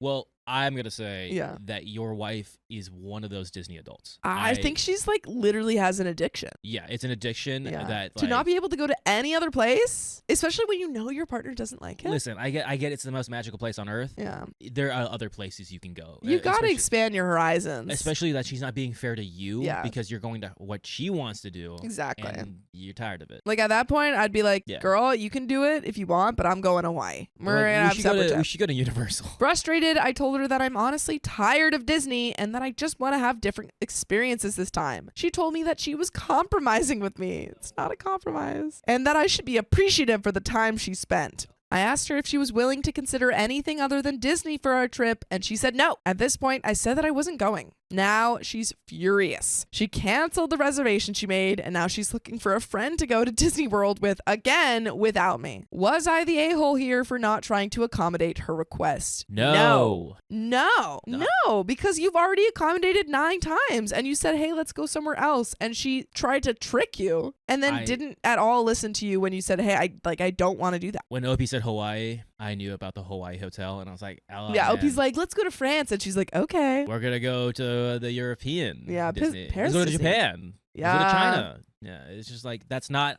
that. No Disney. Commenter 1 says, how the F did this go on for 9 trips without you saying something? I'd have gone mad after going a second time. Commenter 2 says, does she realize there's a whole non-Disney world out there? And it's much less expensive with shorter lines? I can show you the world. Literally. I can't do that. Commenter 3, however, you should also consider being more truthful with your wife. If you can't even be truthful to your wife, who can you be truthful with? It obviously did not sound fun at all to you, so just be clear on that. In fact, the second time she booked the Disney trip, you should have been honest with her and suggested something else. Commenter 4 says, at 39, it might be time to consider broadening her horizons and embracing more of what the world has to offer. Life is too short to be spent solely between home and Disney when there's so much out there waiting to be explored. And there is an update, but yeah, I think it's like sometimes you find it's really hard traveling with people who have just like the opposite travel styles to you. And this is like the most opposite because it's just Disney World. Because like for me, I don't like going on trips where it's just like he was saying, oh, I want to go to a spa and like resort on. That's not my travel style. No. I would not like to do that. And it seems like she only wants to go to Disney World and you don't like to do that. So but maybe if your partner was like, hey, let's do what you want to do and then we'll do it when I will. Would you compromise? Would it's very selfish of her. It's very selfish, yeah. But there is an update. About a week ago, I made a post about an argument my wife Jess and I had. The TLDR version of it is Jess loves going to Disney World and we have gone there for literally every trip during our marriage, which is now at an impressive 9 times. When I asked Jess if we could go somewhere like Hawaii, she suggested Aulani, the Disney resort, and I dismissed the idea immediately. This upset Jess. Here is the update. I screwed up. I know most people were giving me the not the a-hole judgment, but Jess actually showed a great deal of openness to my idea. She took initiative by reserving the hotel because she wanted me to be happy. When I said, nope, no Disney, she felt that I hadn't put any effort into taking her feelings into consideration. You're being gaslit! You're being gaslit and you're falling for it. You fell for it! You fell for it! She's not taking your feelings into consideration. She's trying to slip one past you. She's making you feel bad because you're like, oh, yeah, that's... She's pouting in the corner going, I did this for you. No, she did it for her. And she was completely right. I hadn't. It was, in a twisted way, my form of revenge for dragging me to Disney World all those times. In the last post, some people commented about how Aulani barely even looks like a Disney resort at all. This is something I should have researched myself before I threw the gauntlet down with Jess. When I looked into it, it looks like a run-of-the-mill Hawaiian resort. In my defense, going to Disney World 9 times has kind of made me sensitive, and I'm fairly sure that on Rorschach test, I'd see nothing but mouse ears at this point. Yes! But I really should not have jumped to conclusions. A day after I made the post, I approached Jess and apologized. I was wrong. No! Dude, you're being gaslit so hard. Your spine is like this. Your spine is jelly. Yes, she might be a Disney adult, but aside from always wanting to go to their theme parks, she's never obnoxious about it. I said I was sorry again and asked for permission to reserve the hotel again. And Jess responded that she'd love to go to Aulani with me. When I told her that it's not really all that Disney, Jess said, of course I knew that. I wanted to go because my sister said it was beautiful. This is a nightmare. This is a nightmare. I'm a moron. Yes! Yeah, that's true. Jess and I have replanned our vacation and we're super excited to be going now. I came to this realization because a lot of people pointed out some things I should have figured out myself. Thank you. Comments who are, I think, saying what we're saying. Commenter 1, man, did you get gaslit? 9 effing vacations in a row to Disney. Did she take your feelings into account any of those 9 times? Nope. Commenter 2, what do you mean she's never been obnoxious about it? She dragged you to Disney 9 times in your marriage, ignoring your communicating that you wanted to go somewhere else. When you put your foot down, she scheduled the 10th Disney vacation just at a different Disney location. I like this. The next line. Is this even OP? Did she tie you up and gag you with Mickey Mouse ears typing on your account? Because her behavior is not okay, and a 10th Disney trip when you said no more Disney is zero compromise on her part. Do you need to be extracted? You need to communicate respectfully, calmly, and like adults. Maybe this is a good bridge to less Disney-centric vacations. Maybe not, but unless you communicate your frustrations, you're going to be going to something Disney-themed next time, too. Update 2. Oh, thank goodness. We have an update. John, we're going to get back to the story, but you're old. You're as old as me now, pal. I might be as old as you, but I feel like you have oodles more wisdom. I've got some wisdom in this old noggin. You got a piece of wisdom for me right now? Always respect your And I think the other piece of wisdom that I've learned from John is join OK Storytime memberships. Yeah, that's freaking right. We have 60 plus hours of exclusive live streams on Monday, Wednesdays, and Fridays. And it's only $5 a month, so go to the link in our description, youtube.com/OKOP show/join. Get it now while I'm still alive. Now back to the story. Hi again, everybody. This situation all started because my wife Jess and I had an argument about going to Disney World on vacation again. I didn't want to go because we had already been 9 times. And when I suggested Hawaii, Jess made reservations for Aulani, which is a Disney-owned resort. I immediately rejected this idea, mistakenly believing it was just another Disney vacation. Eventually, I realized that I was wrong and that Alani was a perfectly fine compromise. Unfortunately, we're not going to Alani for our upcoming vacation. A couple of days after Christmas, Jess had a minor car accident. She mistook the drive for reverse and backed into our garage door. What? Okay. And I found Jess holding her neck in the car. Oh, when I heard the loud bang, I ran outside and I found Jess holding her neck in the car. I immediately drove her to the hospital where she got x-rays done. She seemed fine, but the doctor said that based on her symptoms, headache, neck pain, numbness in her fingers, she could have whiplash. How hard did she? If you're backing your car up, like you press the pedal, you could back up pretty bad. Dang. Yeah. Jess and I figured that she would be fine in a couple of days, but almost 2 weeks later, she is still complaining about back pain. Yesterday, she approached me saying that she wasn't confident she could go to Hawaii in a few months.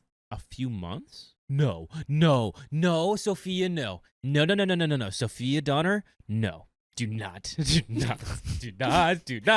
see you! Oh, I see you! no! I see you! Read it, please. I asked what she wanted to do. And while apologizing profusely, she asked me if we could postpone that trip. I responded that she has absolutely nothing to apologize for. After that, she said that she felt bad about not being able to go to Hawaii, but she might be able to make it to Disney World. Get the F out of You here. freaking liar!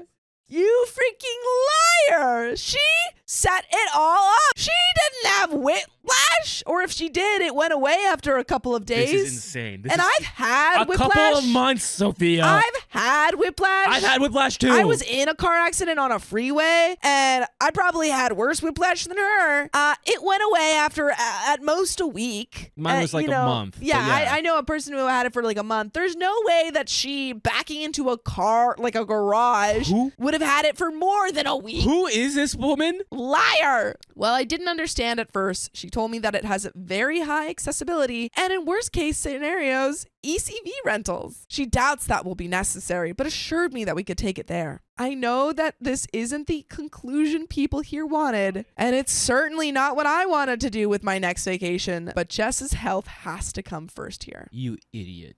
I'm going to pull a Sophia. You're an idiot. We've made our reservations. It's not where I want to go, but Jess is super happy right now. Oh my God. Shocking. This is not real. This is not Shocking. real. This is not And real. that's what matters most to me. Thank you for all your input, which you didn't listen to. Commenter 1. A resort is infinitely more relaxing and easier than Disney, even for non-injured people. I think you got played, buddy. Disney adults be scheming. Commenter 2 says, dang, she's good, a master manipulator. Time to get out, bro, or you're gonna be miserable for the rest of your life. Commenter 3 says, she literally did that on purpose, LMAO. You keep getting sucked into it, and you'll get sucked into it because you have no backbone. Good luck with the rest of your life. And there is an update.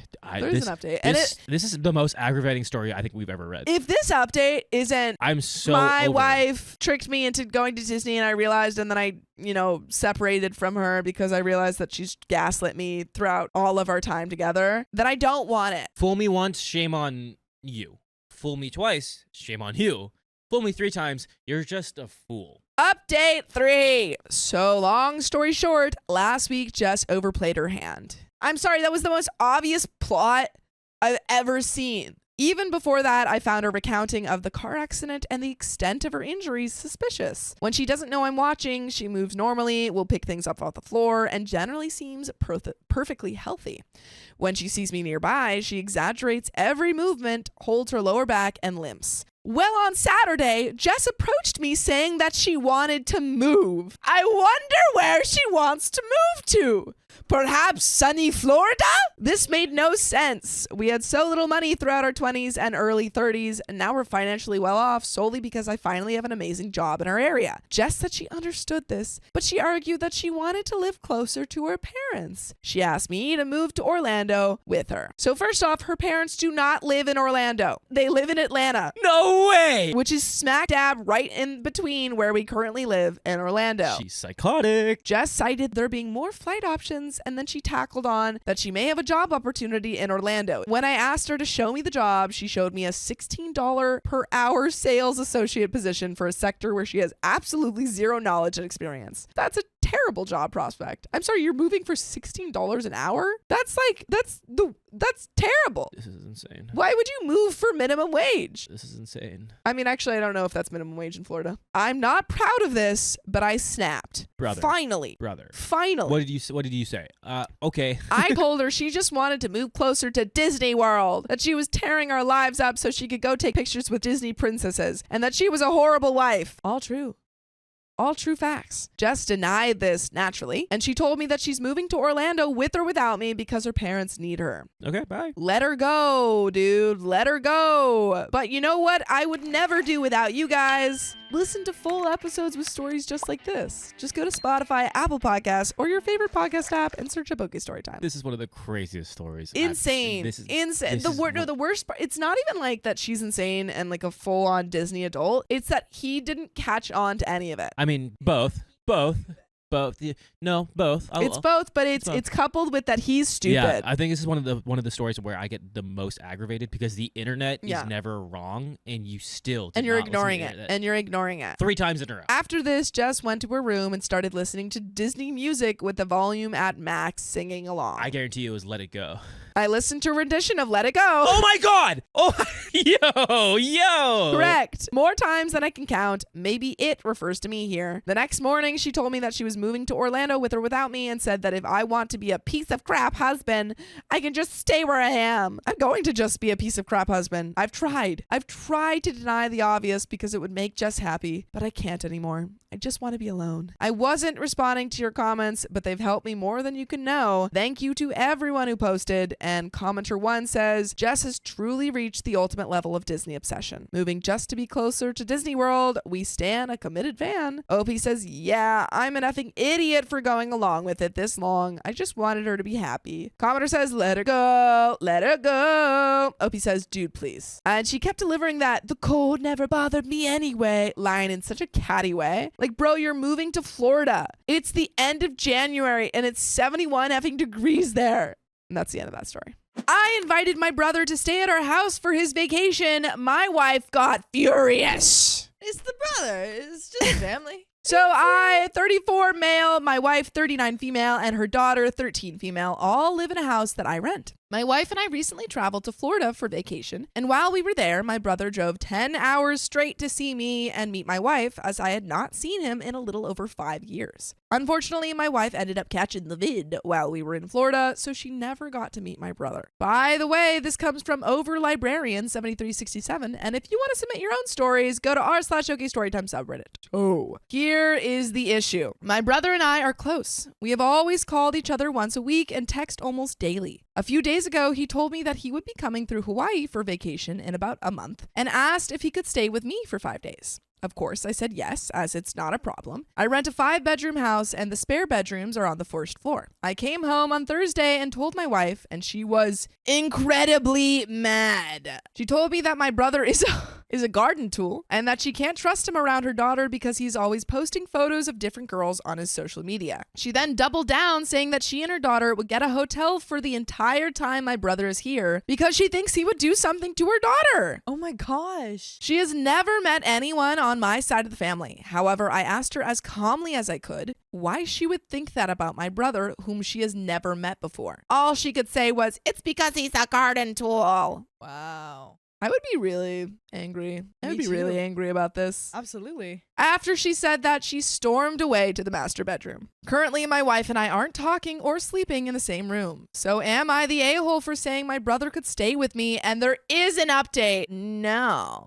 Literally, the only thing that I was going to say that she was mad at is that you didn't like run it by her. Yeah. But clearly that's not the issue here. Not at all. She's just like, from what I can see, from what how I've gathered. how well I know people and their Instagram pages, I can tell that this is going to be a dangerous man. But he's a garden tool through and through.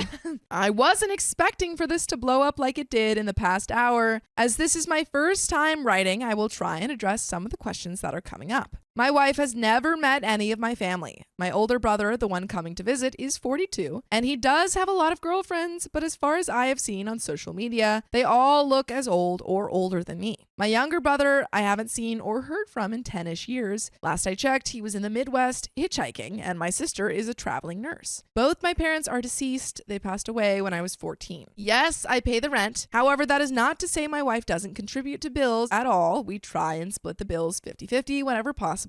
However, I do mainly cover the rent and Wi-Fi while she covers utilities and groceries. I didn't mean to type it in a condescending tone or manner, but that's how it is, I guess. My wife and I normally don't communicate whenever we have guests over. Just last week, I hosted her father and mother at our house without an invitation. That is actually like really relevant information because Yeah, that that's was good the to only clarify. thing. Yeah, that was the only thing that I was like, that was kind of weird. Right. But right. apparently that's just standard. So Yeah, Kat commented his wife had him or wants him or has had him before. That's Kat's theory. Well, according to OP, she's never met him before, but maybe she's Right. like, she saw his Instagram and she was like, oh my God. Oh my God. I know that man. Yeah. To me, family should never need it unless they have done something crazy like unalive or they are a PDF file, in which case I wouldn't talk to them ever. Currently, the wife is sleeping, and I plan on having a heart-to-heart with her later. I do understand why some of you feel like there's a lot being left out, but this is everything. Also, to everyone saying I should have defended my brother's honor, I understand where you're coming from, but I didn't want to make the situation worse by throwing gas into the fire. And there are some comments. Comment 1. With this, the matter is closed. Not the a-hole, and your wife is bat crap crazy and a disrespectful witch. Accusing your brother of being a PDF file and being mad because you invited family without her consent when she would have done the same thing. Send her to F herself. Grow a pair and stop with the I don't want to throw gas in the fire. She is your partner and she must show you the same respect and consideration you give her. If she invites her parents to your house without telling you, why do you have to ask her when doing the same? And there is a second update, but man, oh man, that was an aggressive comment. Comment saying, Yeah. I don't care about throwing gas in the fire. Dump the whole thing on there. Just do it. Make that fire ginormous. Why not? Right? Mhm. Ming Ming Interesting. says the wife is scared she can't control herself and jump the brother's bone. She's like, he is too hot. Interesting. So after reading most, if not all, of the comments, I had a list of the things the wife and I had to talk about. Yesterday, when everyone's heads had cooled off, the wife and I had a sit down. I did apologize for not telling her that I had one-sidedly told my brother he could stay at our house. However, I also told her that going forward, her family and friends are not to be invited to our house unless I'm told in advance. She was fine with that decision. Secondly, I also showed her this post that I made. She was very apologetic for immediately exploding and calling my brother a possible pedo without any evidence or backing. She has also opened up about her past and the reason she was so uncomfortable. According to my wife, her ex-husband, who I have never met or even seen a picture of, was very controlling and a She also said that her ex-husband and my older brother look alike. Whoa. Oh. Which was the biggest reason why she exploded. Whoa. The wife finally showed me a picture of her ex-husband, and he definitely looks like my brother if my brother grew out his beard. For those of you thinking, then shouldn't I also look like her ex? Well, thankfully, I got most of my mom's genetics and skin color. Most people think my brother and I aren't even related due to him being quite a few shades darker than me. Her ex-husband is currently in prison for a while, so I assured her that he and my brother are completely different people. I'm glad she opened up about her past relationship, which I knew nothing about, which is kind of shocking. That is pretty surprising. Because I think they've been together for a while. I mean, they're married. Is their daughter his, or is this the ex-husband's daughter? Do we know that? I assumed it's theirs. That's what I assume. So they've at least been married or like together for 13 years. Yeah. So it's shocking that he didn't know any of this. Yeah, it's a long time. But I mean, maybe it's just never Very come up traumatic. before. Yeah.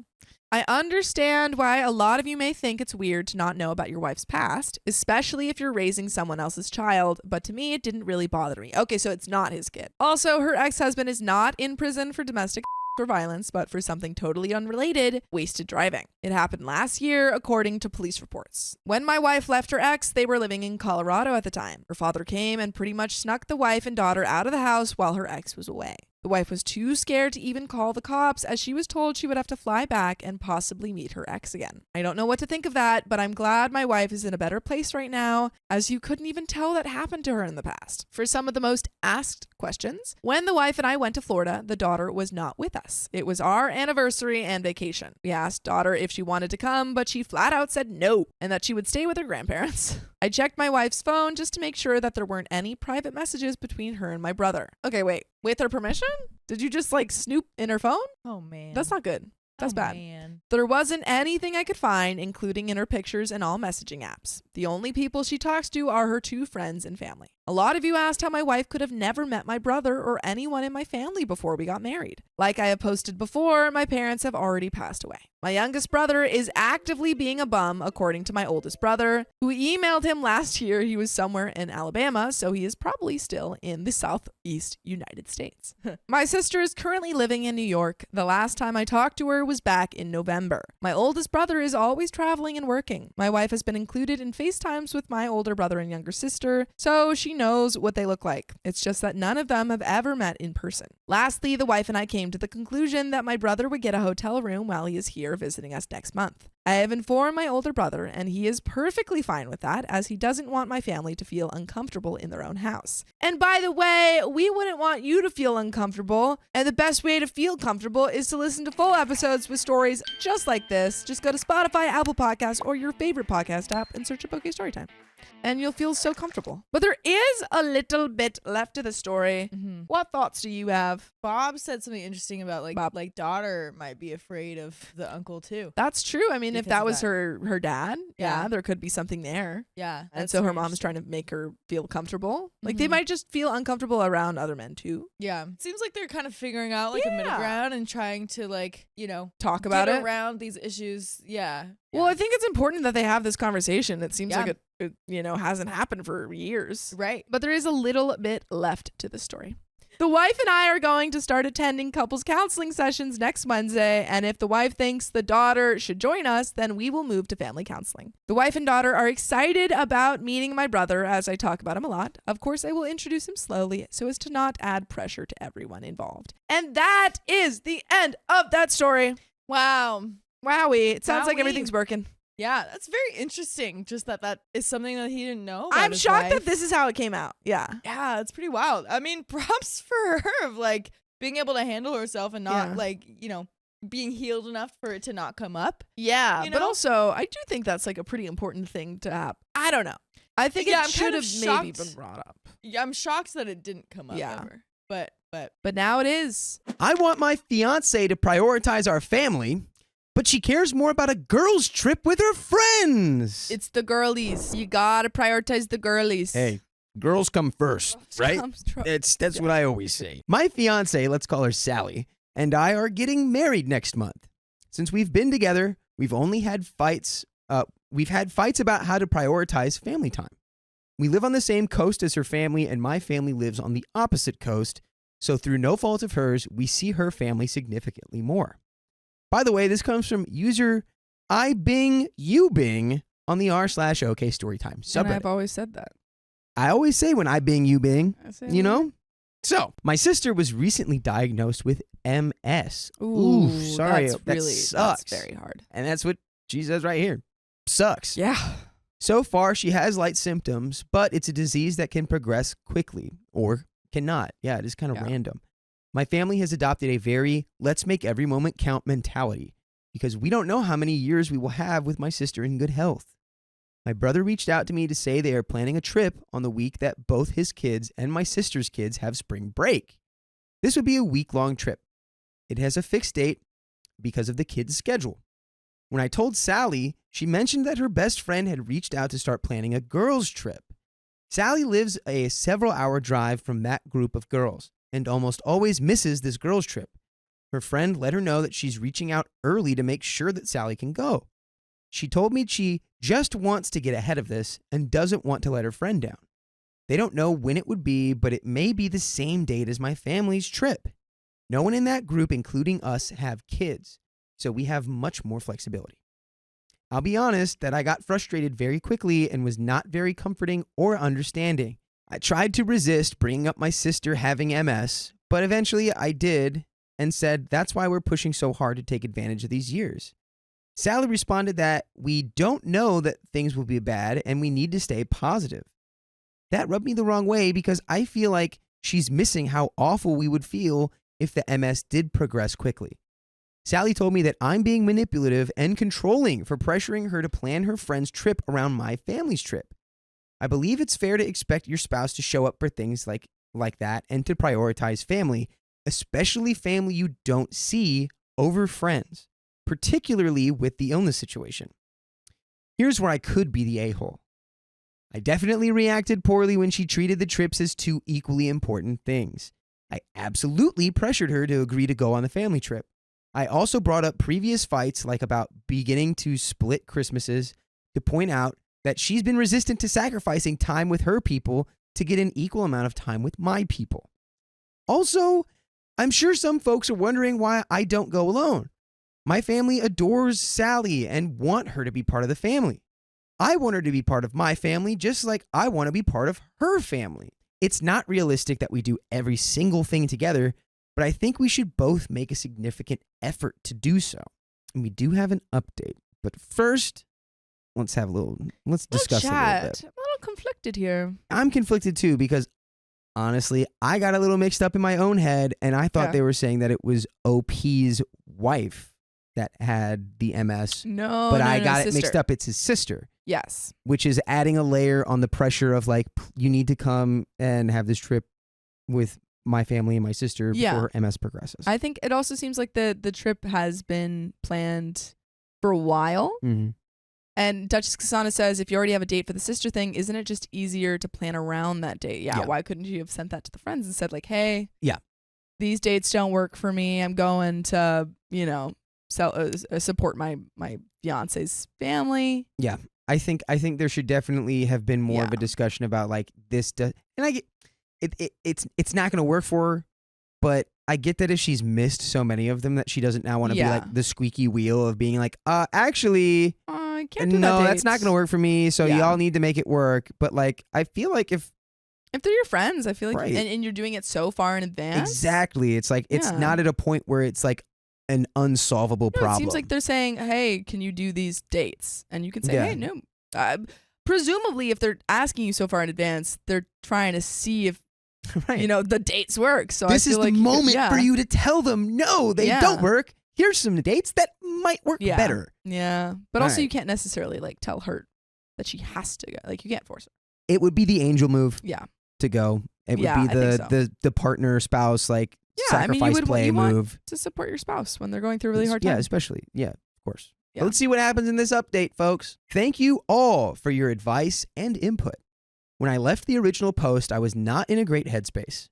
I also tried to keep it concise, so there's plenty of context that I missed. This will be the last that I update or respond, and I'll break the update into additional context and the resolution. So, here's the additional context. Sally adores my family as well. She has always told me how much they mean to her and has even floated the idea of potentially moving to my home state and how we would be able to see my parents and my sister more. We haven't made any decisions and leaving her home state would be very difficult for her. It's impossible to summarize everything she's done to show she cares about my family over the last 7 years, but I know beyond the shadow of a doubt that she does. Okay, that's good. Yeah. So it's not like she's just trying to brush off the family.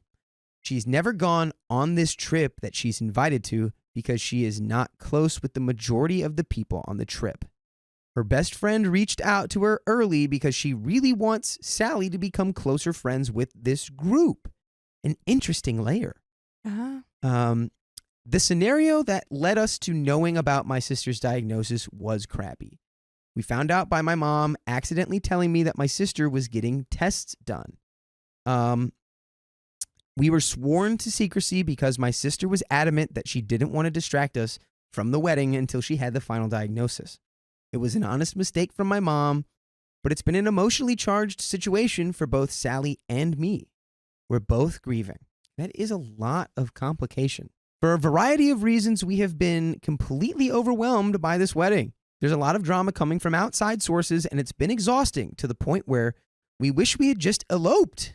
No, it is not my family. Sally has unlimited paid time off, and we have more than enough funds to do both trips. I don't know everything about MS. My understanding is that it's absolutely possible it has a minimal impact on my sister for the next few decades, but it could also be a debilitating situation. My family were all together without me in Italy 2 weekends ago. We will all be together over the wedding in a few weeks. This trip will not be a loaded, heavy, saying goodbye trip at all. It's just something we want to prioritize because the future is uncertain. It's just to hang out with the sister and spend time with her while, she's doing better.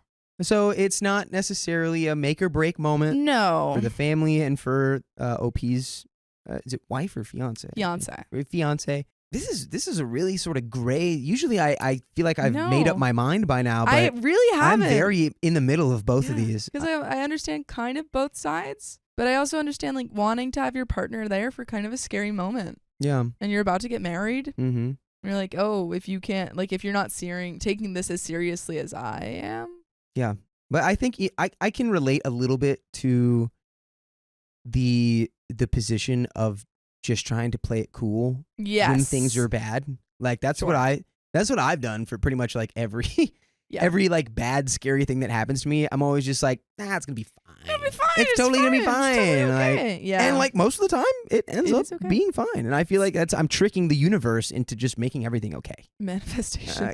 Basically just manifesting positive things. Mm-hmm. So here comes the resolution. We had a great conversation about all of this morning. We acknowledged that we're both overwhelmed with this diagnosis and we're both overwhelmed with wedding planning to the point where it's really difficult to wrap our heads around what comes next. We came into that conversation in an unhealthy headspace and both said things that weren't ideal. But honestly, what would be ideal is if you join us live on YouTube every weekday at 3 p.m. PST. Just tap that profile. Tap it. I was going to say, honestly, maybe the time apart will be helpful for them.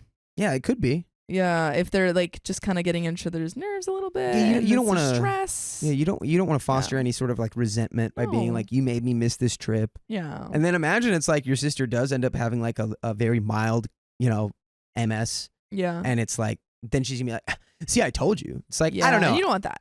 I think especially considering that you're probably gonna see each other like in 2 weeks with all the wedding going on. That's true. It's like I think if she can go on the girls' trip, I think maybe just let her.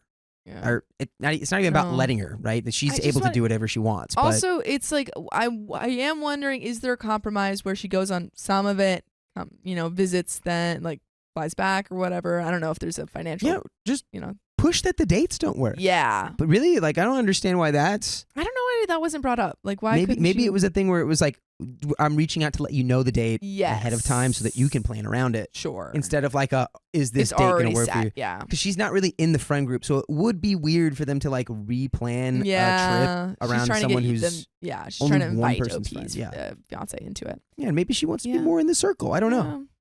There is a little bit more information here, so let's finish it off. So she wants to go on the trip.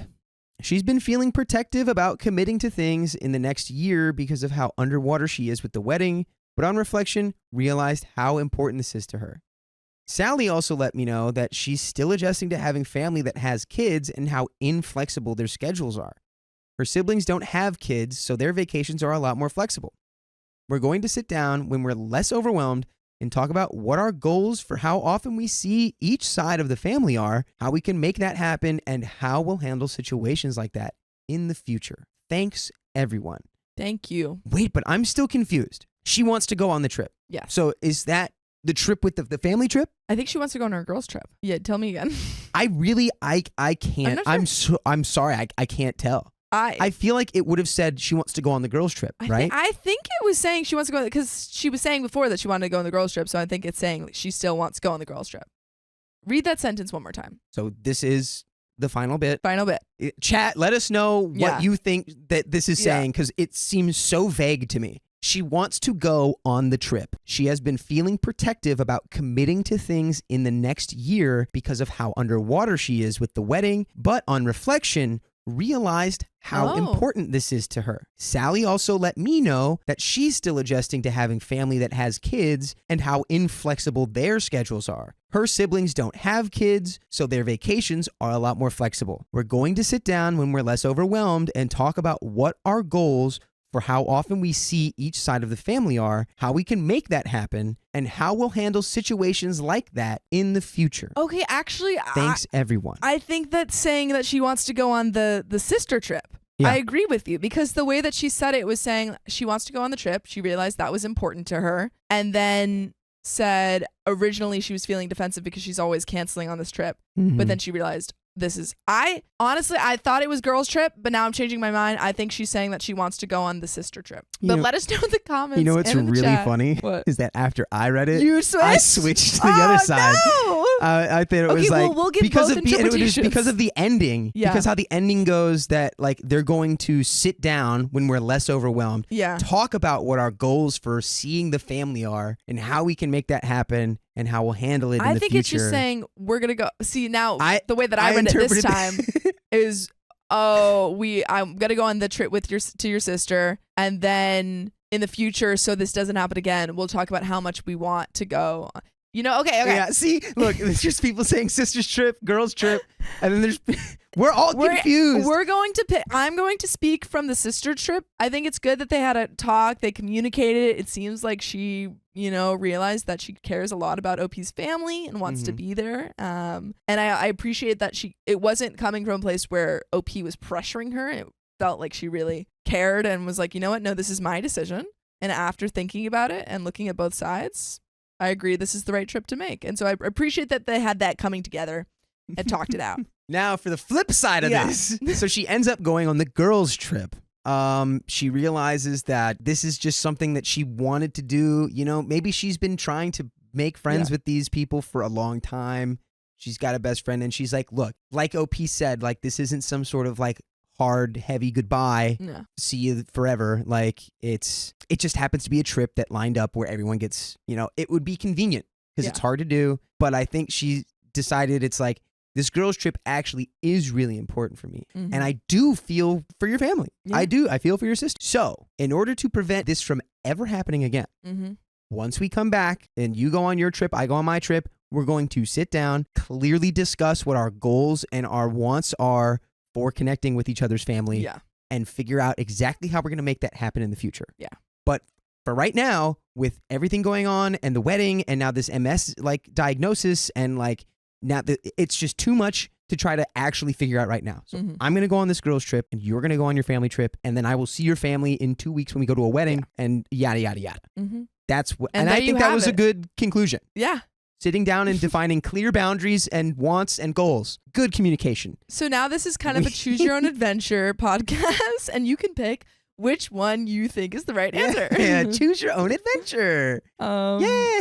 That was the end of that Okay. story. My friends treated me horribly on our group trip, so I cut them off for good. It's always the group trips. Sorry if this is long. This happened in early 2023, and after this trip, it left me with a lot of anxiety and trust issues when it comes to friendships. So I just wanted an outside perspective. By the way, this comes from particularweb2269, and if you want to submit your own stories, go to r/OKStorytime subreddit. In May of 2023, my friends and I booked a cabin for a long weekend trip away. When we went away, I thought it was just going to be a chill weekend where we could relax and spend time together. The first issue started when my best friend at the time and her girlfriend spent most of the trip away from the group and hid in their room. Them being separated from the group wasn't the issue in and itself, but when I decided I wanted to do things on my own or with one of the other people in the group, I was accused of being lazy and not wanting to spend time with anyone. At the time, I was going through a lot with my mental health while also working a full-time job and was just generally struggling. I wasn't trying to be rude or ignore anyone, and I still contributed when I needed to, but I wanted to use this trip as a way to relax. Going on long nature walks when I wasn't really feeling up to it didn't feel like something I should have to do. This was also alongside being constantly yelled at and ignored when I was in group settings with them. Skip ahead to night 3 of the trip, and we decided we wanted to have a barbecue and make some burgers, sausages, and things like that for dinner. When it came to cooking, everyone kept avoiding it, so I said I would make the food if everyone else just set the table and brought out the snacks. I was making food for 8 people all by myself and kept getting ignored every time I asked for some help. When everyone finally had their food, mine had gone cold, but I sat down to eat it anyway, just so we could enjoy a meal as a group.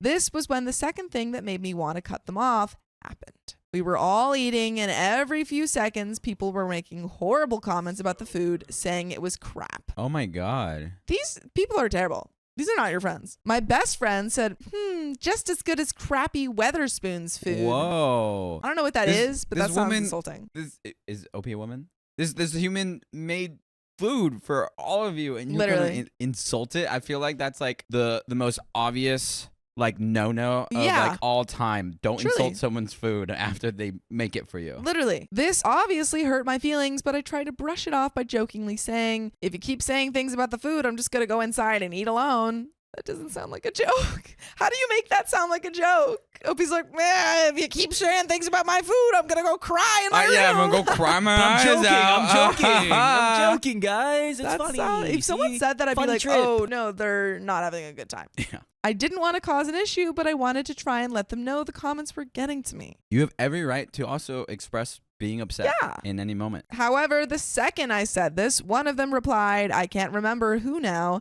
Okay, go then. Whoa. Your friends don't like you. Yeah. I'll just bring it up now. This is not like a perfect friend group, and then No. you're going on this trip and everyone just transforms in front of you. Yeah, Like, no, this is... there's a friend group with like this type of behavior, I would be shocked that it wasn't happening all this Yeah. time before. This is indicative of like, it just feels like a lack of care in the friend group at all. Absolutely. I'd had enough at this point and just went inside and sat in my room to eat. I will be honest, I broke down and cried. Oh, I left my room an hour later when a group of them went out for a walk and just kept to myself for the rest of the night, as it was the last night there and I didn't want any drama. Skip to the next day, we are going home. 4 of us were in one car going back to where we live, and 4 in the other car were going to where they live. Around an hour and a half into the drive, we stopped for some food at a restaurant and everyone got to talking. I was trying to just keep the peace and get home, but as we were sitting down eating, 2 of the people in the car I was in started saying they didn't want to go straight home. They wanted to go somewhere and do something. That would piss me off if I was really tired. I could see that. I'd be like, no, you're dropping me off and then you can go wherever you want. Yeah, it's Like the end that of a would piss you trip. off even if I'm you weren't exhausted. tired. Yeah. I'm going straight home after a trip. At this point, I was feeling very fed up and just wanted to go home, and one of my other friends felt the same, so we both said, do you guys mind just going out after we get back? Because we just want to go home. This was apparently an issue, and it started a whole thing of, well, we want to go out. And the 2 of us who didn't want to were just trying to say, that's fine, but can you go out after you drop us off? This went on for a little while until my ex-best friend's girlfriend decided to insert herself into the conversation and say, well, if you don't want to go out with them, make your own way home. This annoyed me because I had been promised I would be taken home, and also it just felt rude. She wasn't even part of the conversation because she was in a different car from me and the friends who wanted to go out. Oh, this pisses me off. Yeah. There's just like a lack of goodwill at all. Yeah, in this I friend hate group. these people. I was annoyed, but just responded with, I don't really have the money to be doing that. Instead of leaving it there, she just had to carry on and replied, didn't you just get paid? How do you not have the money? How do you not have the common sense to shut up? Yeah. And also, OP, you could have just said, I'm tired and I don't want to go out, and that's enough. That should have been enough. That's enough reason. You don't have to say it because I don't have the money. You literally shouldn't it's at have. the end of a trip. Well, I think OP is specifically saying I don't have the money to get like an Uber to get. Oh, got yeah, it. yeah, that's what they're saying, which is also insane that they're. So we're putting her in that scenario. Yeah. I'm sorry. Like the it seems like you guys agreed on going on a trip and then driving home. There was no mention of going out. Yeah, and if you want to change that, that's on you. Yeah. To arrange your own ride. For context, out of my group, my friend and I, who just wanted to go home, were the least well off. We both struggled for money, and yes, I had just been paid. But after paying for this trip, paying for all my bills, and treating myself to some bits, I had money left, but not the kind of money to be spending around £40 for a train home when I thought I was going to be dropped off. I told her that yes, I did have money, but not that kind of money to be wasting on things like that. I had already spent a lot for the trip because it was a fancy and expensive cabin for such a large group group of us. It was also self-catering, and because we all had very different diets, we were buying our own food as well as spending money to eat at a couple of restaurants. Instead of acknowledging this fact, she said, maybe you shouldn't have wasted your money on 14 books then. Why is so much she... rudeness. Why does she keep talking? What's going on there? This was the final straw for me, and I just grabbed my bag and walked out, making my way to the car to wait for them to finish. Yes, I know 14 books is a lot, but I spent £25 at most on them. I get a lot of my books secondhand in charity shops and also from the works, where the most expensive book is around £6. And also, it it's doesn't so matter. irrelevant. It's So so irrelevant. irrelevant what you're spending your money on. Yeah. Just because even if you did have money and you didn't want to spend money on a change of plans that wasn't your change of plans after a whole week of a trip is totally valid. Literally. And also, it wouldn't, like, even if you got, I don't know, like a coffee, you spent $8 on a coffee. Doesn't matter if the purchase is deemed like significant or insignificant. Again, you made an agreement that you would go to the trip and go home. That's the only thing that matters. At this point, I was upset and hurt at how they had been treating me the whole trip. I had been yelled at by my best friend's girlfriend at least twice. They mocked my food after I cooked for all of them, made comments about my money, and told me to make my own way home. I had finally had enough. I called my mom when I got outside and explained the situation while in tears again, and we sorted out, so my dad came and picked me up because I didn't want to be around them anymore. They finally came out of the restaurant after 15 minutes of me standing outside alone, and I just asked to get my bags out of the car. One of my friends tried to stop me, but at this point I was too upset and sick of being treated so horribly. My dad picked me up and dropped me off at a train station near his, and in the end I had to pay for a train ticket to get home, which cost me around £28. My mom gave me the money back for that because she felt bad for me, and I really appreciated it. When I finally made it home, I saw online they had been home for over an hour and never even ended up going out. Jeez. I'd literally never speak to these people again. With friends like this, who needs friends? No one checked on me, and I didn't hear from any of them for over a day. When I had been waiting for my dad to pick me up, I had blocked my best friend's girlfriend because I didn't want her to be able to contact me. But I want you guys to be able to listen to full episodes of stories just like this. Just go to Apple Podcasts, Spotify, or your favorite podcast app and search up OK Storytime. But there is a little bit left to this story. But do you have any final thoughts?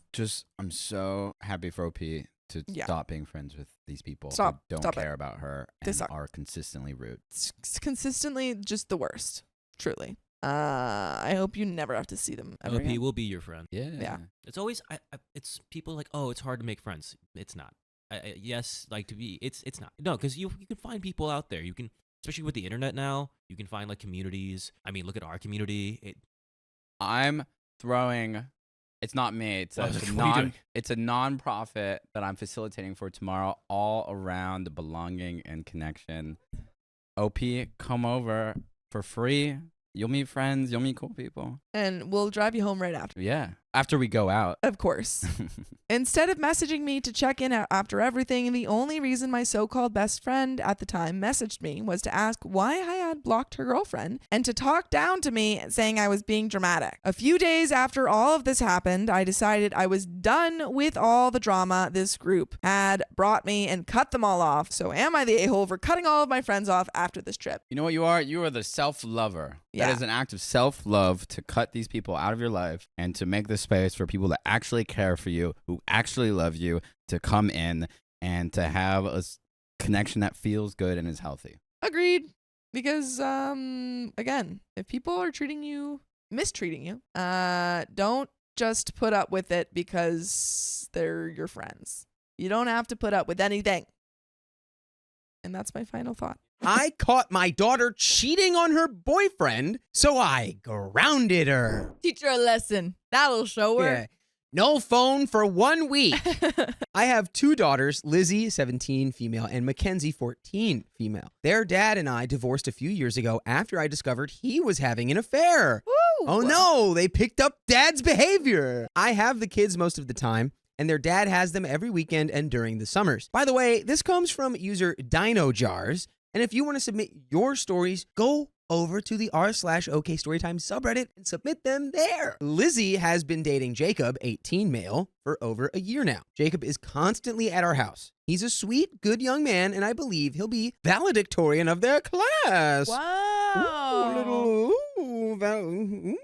A few weeks ago, I overheard Lizzie on the phone with a guy clearly flirting. At first, I thought it was Jacob, but then I heard her say Brandon. I realized she was talking to someone else. Then a week later, she mentioned to me that she was heading out to hang with a friend, and when I looked out the window, I saw her get into a car and greet a guy with a kiss. It wasn't Jacob. Even after that, Jacob continued to come over, hanging out with Lizzie. He and Lizzie still acted like a couple, holding hands and laughing and spending time together just like they always had. I felt disgusted knowing my daughter was being a two-timer. After Jacob left that day, I confronted my daughter. I asked her point blank, "Are you cheating on your boyfriend with another guy?" She said it was none of my business and that her personal life was hers only. I told her that she was wrong and that I raised her better than to treat people like this. She told me she was bored with Jacob and that Brandon was more her type now. I told her that if she wasn't happy, she should just break up with Jacob. She said that she didn't know if she wanted to be with Brandon or if she was just having fun flirting and teasing. I told her cheating was unacceptable and wrong, and as a consequence, I grounded her. I also told her she wasn't allowed to go on her senior trip with her friends. She obviously did not take that too well and has been at her dad's place for the last couple of days. My ex-husband called me saying I was being unreasonable not letting her go on the trip and that her and Jacob were just a high school thing. He then told me I needed to put my bitterness aside and stop punishing his daughter. I told him I was teaching our daughter right from wrong and that actions have consequences. There were mixed responses, no consensus, but there are some relevant comments. Comment 1 says, "Not the a-hole. Your post sounds like Lizzie's a daddy's girl and he's been greenlighting her behavior." OP says that he's definitely the, quote, fun parent. Dad gives them money and takes them on trips while I do the actual parenting. My youngest needed a physical exam for soccer tryouts, and he couldn't even be bothered to do that. Is the father going to undermine OP and let Lizzie go on the trip? OP says we agreed to split the cost of the trip. He wants to buy her a car for a graduation gift, so he asked me to pitch in for the senior trip costs. He typically pays for big things like this. He's told me that he will pay for the entire trip himself if he has to in order for her to go. Commenter 2 says, "This isn't about your husband. This is about you and your daughter.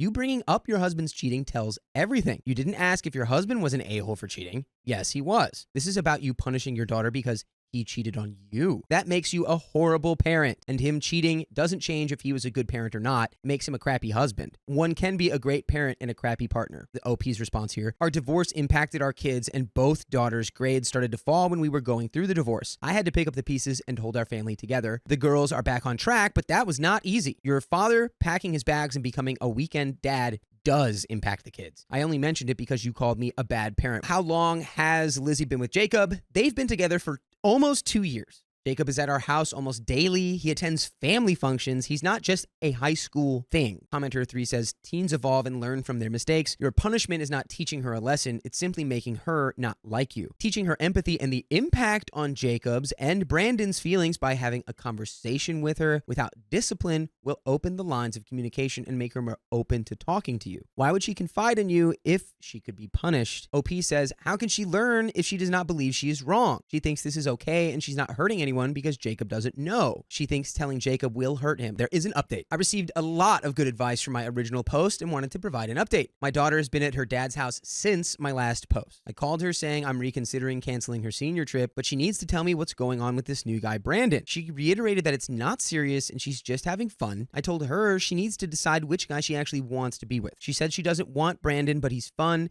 and Jacob can be too serious and controlling. She likes how chill Brandon is. She kept saying she doesn't understand why I care so much, that I'm supposed to be on her side, and that I'm acting like Jacob is my child and not her. I told her that wasn't the issue. The issue is that cheating is wrong, and she's hurting Jacob, who she claims to love. She says she's not hurting him because he doesn't know about Brandon. I told her she's gonna have to tell him, and only then will she be allowed to go on the senior trip. But she said she couldn't do that. She still wants Jacob, but he can be annoying sometimes, and she needs a change of pace. I told her it was wrong to use both of these guys. I asked her if Brandon goes to the same school, and she said no, that he isn't in school at all. I tried pressing her on how old Brandon is, but she wouldn't give me a clear answer. She just keeps saying that he's not that much older, but not not in school. After the call, I contacted my ex-husband to express our concerns about this new guy and how secretive our daughter is being about him. He told me I need to stop being a helicopter parent and let our daughter make her own mistakes and decisions about her love life. I told him we don't know anything about this Brandon guy, and how can he not be concerned about him? He said he trusts our daughter and that she is nearly an adult, and that I'm just being controlling and projecting my issues onto her. Okay. John, you've been dancing a lot. I'm going to give you a live demonstration and you're going to see it too. Show me those hips. Oh, damn. That is a good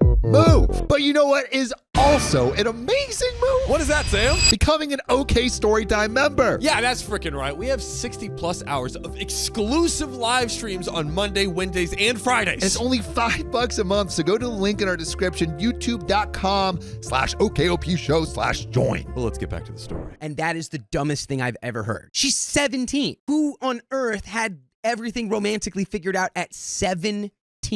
Literally no one. Literally no one. Dad is probably still just up to his scoundrel cheater ways. Yes. Yes. I mean, what the heck? Yeah, because I mean, if he cheated and he like had those wrong morals, then I'm sure there was other things going on in the Right. marriage and stuff. And like, if anything, this needs to be a moment like, yeah, okay, so clearly there's aspects of Jacob's and yours relationship that you don't like. You're Yeah. 17. You're about to go into a completely new phase of your life. Maybe it is just time Yeah. to break up with Jacob. Guys, if you want to cheat on us, I give you the green light, but only if it's by listening to full episodes like this instead of watching them. There And you go. can listen to them on any podcast platform, Spotify, Apple Podcasts, wherever you listen. Just search OK Storytime and you'll have an overwhelming amount of stories to choose from. Let's go ahead and just dive right into this. There's a little bit of the story left. Let's finish it off. I told him with how little we know about this Brandon and her not willing to at least break up with Jacob, there's no way she's going on the senior trip. My ex-husband got upset saying I cannot make these decisions on my own and that she is his daughter too. He then told me he'll be paying for the full senior trip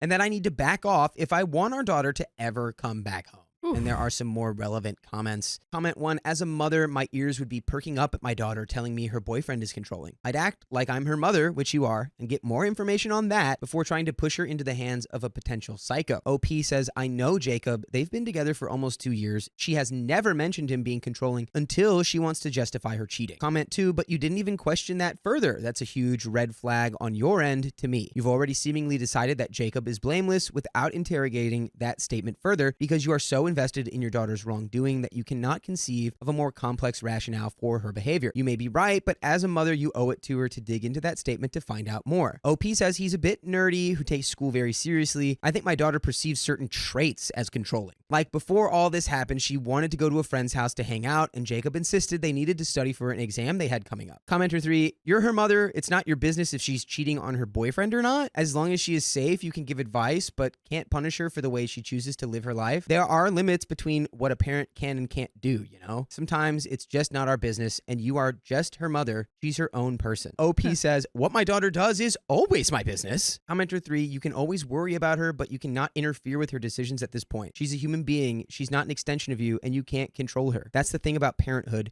Knowing from the start you're raising a person, and you can bet they're going to make 1,000 things that you don't agree with, and well, it's not under your control. You care for her and are here for her, but about the punishment, don't you see you are out of line there? It's her relationship. You can't punish her for cheating on someone. Way out of a mother's jurisdiction. I don't think I agree with any of that, honestly. Try to talk with her, know your limits, and express you want her to be safe. Not sure there's anything you could do about that. OP says nothing is out of a mother's jurisdiction when it comes to their children. Nothing. So again, it's like, I don't agree with that either. Yeah. I do think there are some, that is the end of that story. Let us know in the comments what you think. Like, Yeah. would you, if you were her mom, would you give her the ultimatum of like you're telling Jacob or I am? Like, what would your, I don't think, I think there are things that like are out of the jurisdiction, but like when it comes to like, just really like, you see your own child like emulating the scumbag behavior that like ruined your own marriage with their father. I would be so focused on trying to get her to change that behavior, which is in the purview of parenthood. It's really tricky because I mean, listen, I'm not a parent, right? I've never raised kids. I'm sure I feel like I've seen a lot of situations where it's like people who, I mean, I work with kids, so it's very different. But I've seen people like think about like, oh, like you have to be really soft with kids about like literally everything. But sometimes that just doesn't work. And sometimes you do need to be a little more harsh with them to like, get them to follow rules and stuff. So I don't know what their dynamic is. I don't know if that's like something that she's needed to do for this daughter to like teach her lessons sometimes. But I do think that maybe she can pump the brakes a little bit. I don't like not like enforcing this at all, but like I think if it's getting to a point, I don't know how the mom's like explaining it to the daughter, but I think if it's getting to a point where the daughter's like fully like retracting from the mom and like avoiding her, maybe it is like time to be like let's talk about this in a calm way then. I'm not going to be mad at you. I'm not going to be like aggressive about this, but obviously still have those strong opinions and like, try to explain it in like a softer way. Do feel very mixed about it. That is the end, categorically, of that story. That's all we got. My friend's wedding is happening at the same time as my yearly trip to India, and I don't think I can make the ceremony. Just clone yourself. Simple solutions. This is my first Reddit post, so I'm clearly desperate for some advice. Sorry for how long this is. Me and my best friend, both female 30, have been best friends since the 5th grade. We met in elementary school and remained friends for 25 plus years through all the ups and downs. There were times when we were less in touch in the beginning of our friendship, but ever since about 15 years ago, we are each other's ride or die. By the way, this comes from user densepattern42 on the r/OK Storytime subreddit. So, I've arguably made some life choices where friends were not my priority. I've been traveling full-time and living a very hectic lifestyle for about 10 years now. Truth be told, I felt extremely secure in our friendship. I knew that we've got each other on literally the same level as family. I knew I had her and I didn't need much more, especially knowing that I don't have the capacity to maintain too many friendships. I ended up making more friends later on in life, but even though we're close, it's not the same as my friendship with her, and this will be important later. She does have many other friends, but her relationship towards me has always been a priority number one. We've always been honest with each other, whether it's unpleasant feedback or making sure the other one feels secure in the friendship. One last piece of context, we are both Europeans and grew up in the same town, but we moved abroad pretty early out of school. She's been living with her partner in another European country for about 6 years now, and I've been gone for 10 years, in and out of Europe, Asia, etc. Got it. OP's just like a globetrotter. Yeah. Gonna see everything. So our friendship has been long distance for a while, but somehow it seems to have made it stronger. Now, the current situation. Her boyfriend has always been a little apprehensive towards marriage, which was a bit difficult for her as she's quite a traditional person and didn't want to have kids or make big commitments before getting married. She's convinced him to get married about 6 or 7 months ago. She managed to communicate why marriage is so important to her, and he said, okay, they can get married, but he doesn't care for it all that much. As a friend, I feel a little sad that she wasn't made to feel more special about this. I think she deserves to feel that he's obsessed with her and can't wait to marry her, but it's up to her to assess whether she's getting that feeling via a different gesture, so it's fine. I've met her partner a few times, and we were always friendly, though she once slipped and told me he had said something racist about my husband. Oh no. Oh no. Like enough. Oh no. I'm not, never mind. Yeah. You know exactly what I was about to say. Like, was it a fun way? No. I told her how much that hurt me, and she apologized profusely, saying that the context was different and that she effed up on how she told the story. What? It will stay with me, but if someone knows what it's like to say things too abruptly and miss the mark, it's me. So I chose to let it go. But for transparency, I think it's good to give you the context on why I'm watching him more closely than I usually would. Fast forward to the wedding situation. They decided that they'll get married about 7 months ago in April-ish. She called me immediately and started planning with me, bouncing ideas. She wanted to make sure that they're married sometime between the 2 summer seasons, basically between November 2024 and March 2025. The first thing she told me is that the only non-negotiable is me. She wanted me to be her witness, our alternative to maid of honor, I believe. She was playing around with many scenarios, eloping with only witnesses, renting out a villa for 20 people, regular large wedding, etc. There were scenarios where she was open to eloping without her parents or brother as well. The only thing that was never negotiable for her was me. So you have to be there. You are a firm requirement. If your friend is really being like the one and only thing, is you have to be there. I don't It's a care. lot of pressure. Yeah, but I'm gonna be there. But like, you'd want to be like, there. yeah, I'll be there. Don't worry. I don't think there's any reason you wouldn't want to be there. Yeah, yeah. I kept asking her whether they managed to finalize the date at least once a week ever since they agreed to get married, and I told them the exact dates that I'll be out of the continent, November and December. We go visit my husband's family in India every year for 2 months. I told her I'm happy to buy a new ticket regardless of the cost in case her wedding is in the first 2 weeks or the last 2 weeks of my planned trip to India. I wouldn't be able to make it right in the middle, but otherwise, I'm totally there. I also told her that if she ends up going with some wedding scenario where I'm not there either, it's okay. Remember, she was considering not having anyone, not even her parents. I just wanted to support her no matter what she wanted to do. Time went on, my flight tickets were booked, my $2,000 tickets for a festival with my friends in India were booked too. Meeting friends at this festival is the only other reason, other than family, why we go to India in the first place. Got it. And in the middle of October, she told me they finally got the dates, and it is dead in the middle of my trip. Which is fine for OP.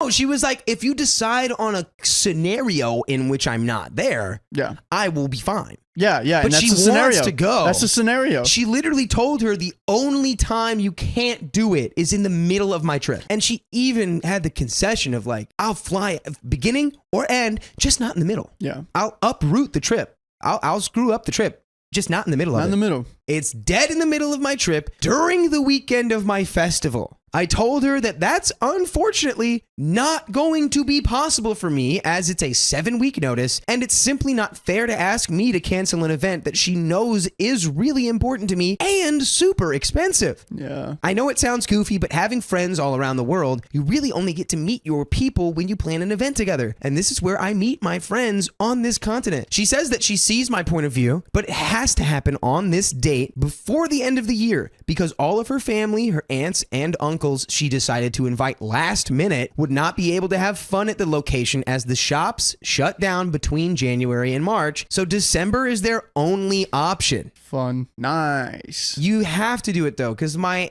family can't go shopping. They'll just put it after March. Since she's asking them to fly to a different European country, which is about a 90-minute flight, it's not fair that they don't get to turn it into a vacation for themselves. The second reason why they decided with such short notice is because he didn't have time to help her decide how they want the day to look and look at venues, etc. This is why I hold this against him a little bit. As you can see in my mentions of him above, I might be the a-hole for this too.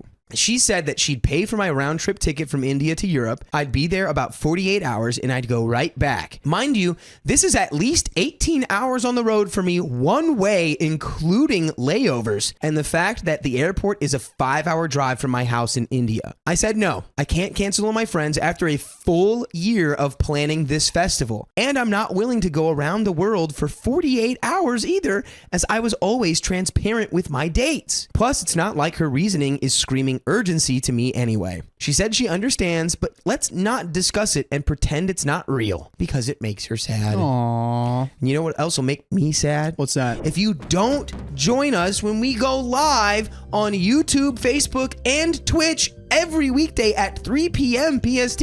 Just tap on our profile. Tap it. So it sounds like to me that her friend is sort of trying to make the best of it, being like, wow, this really sucks. Let's just ignore it so it doesn't make me too sad. Yeah. But it sounds like most of this might actually be on the fiancé. I agree with you on the fiancé part. Now it's 2 weeks before the wedding, and I'm heartbroken. This is one of the utmost important people in my life. So what do I do? Am I the a-hole for not being willing to go? I don't think I could respect myself if I ended up going. It just feels so unfair. And most importantly, how do I make sure I can keep a straight face and help her enjoy this day somehow? Even though I want to cry every time I think about it. I can't even bring myself to talk to her right now. Dang. Oh, so some real advice I think would be like, do a little fun girls trip, a little bachelorette party before you leave. yeah, you could do, that's actually great. I wasn't thinking that at all, but that's great. Yeah. Doing something just like on the side that would allow you guys to like really have a good bond. Yeah. Pre-wedding. I don't know what, I don't really know what specifically you would do. You guys know. They know. They're But friends. you know, yeah, because you've been friends for 25 years. That, and then also OP have a gift for her at her wedding that's really special to her. And then like, it's like, you're already there.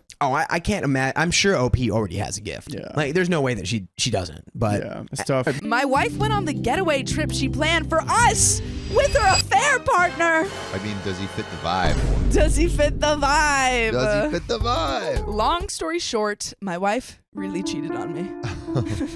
She really did it this She time. really did it this time. She was threatening to do it. This time she did. She wants a second chance, but I don't know if this marriage is worth saving. Any and all advice and perspectives are welcome. By the way, this comes from Throwaway Way on the relationship advice subreddit.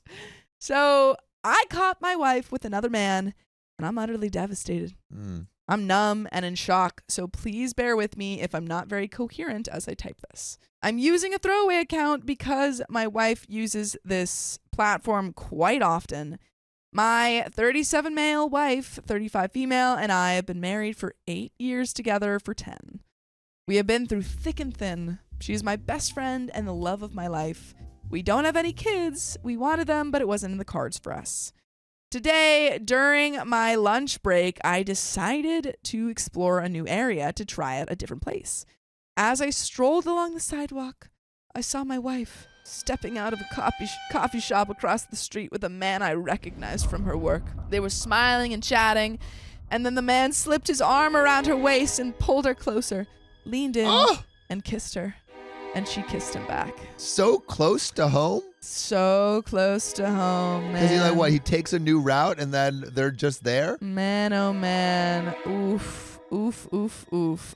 What? I froze, unable to process what was unfolding before me. In that moment, everything around me faded into a blur. Oh, that's so sad. It sucks. I stood, and also that's like, so it's not just like they're sneaking around. That was, pulled her in for a kiss. That was like a sweet moment. It wasn't even like that's like they're the dating. guttural, like, animal cheating Yeah. that you're used to. This is emotional Yeah. and physical cheating wrapped in. Mm-hmm. Touching the small of the back and giving a little dainty kiss after a coffee date.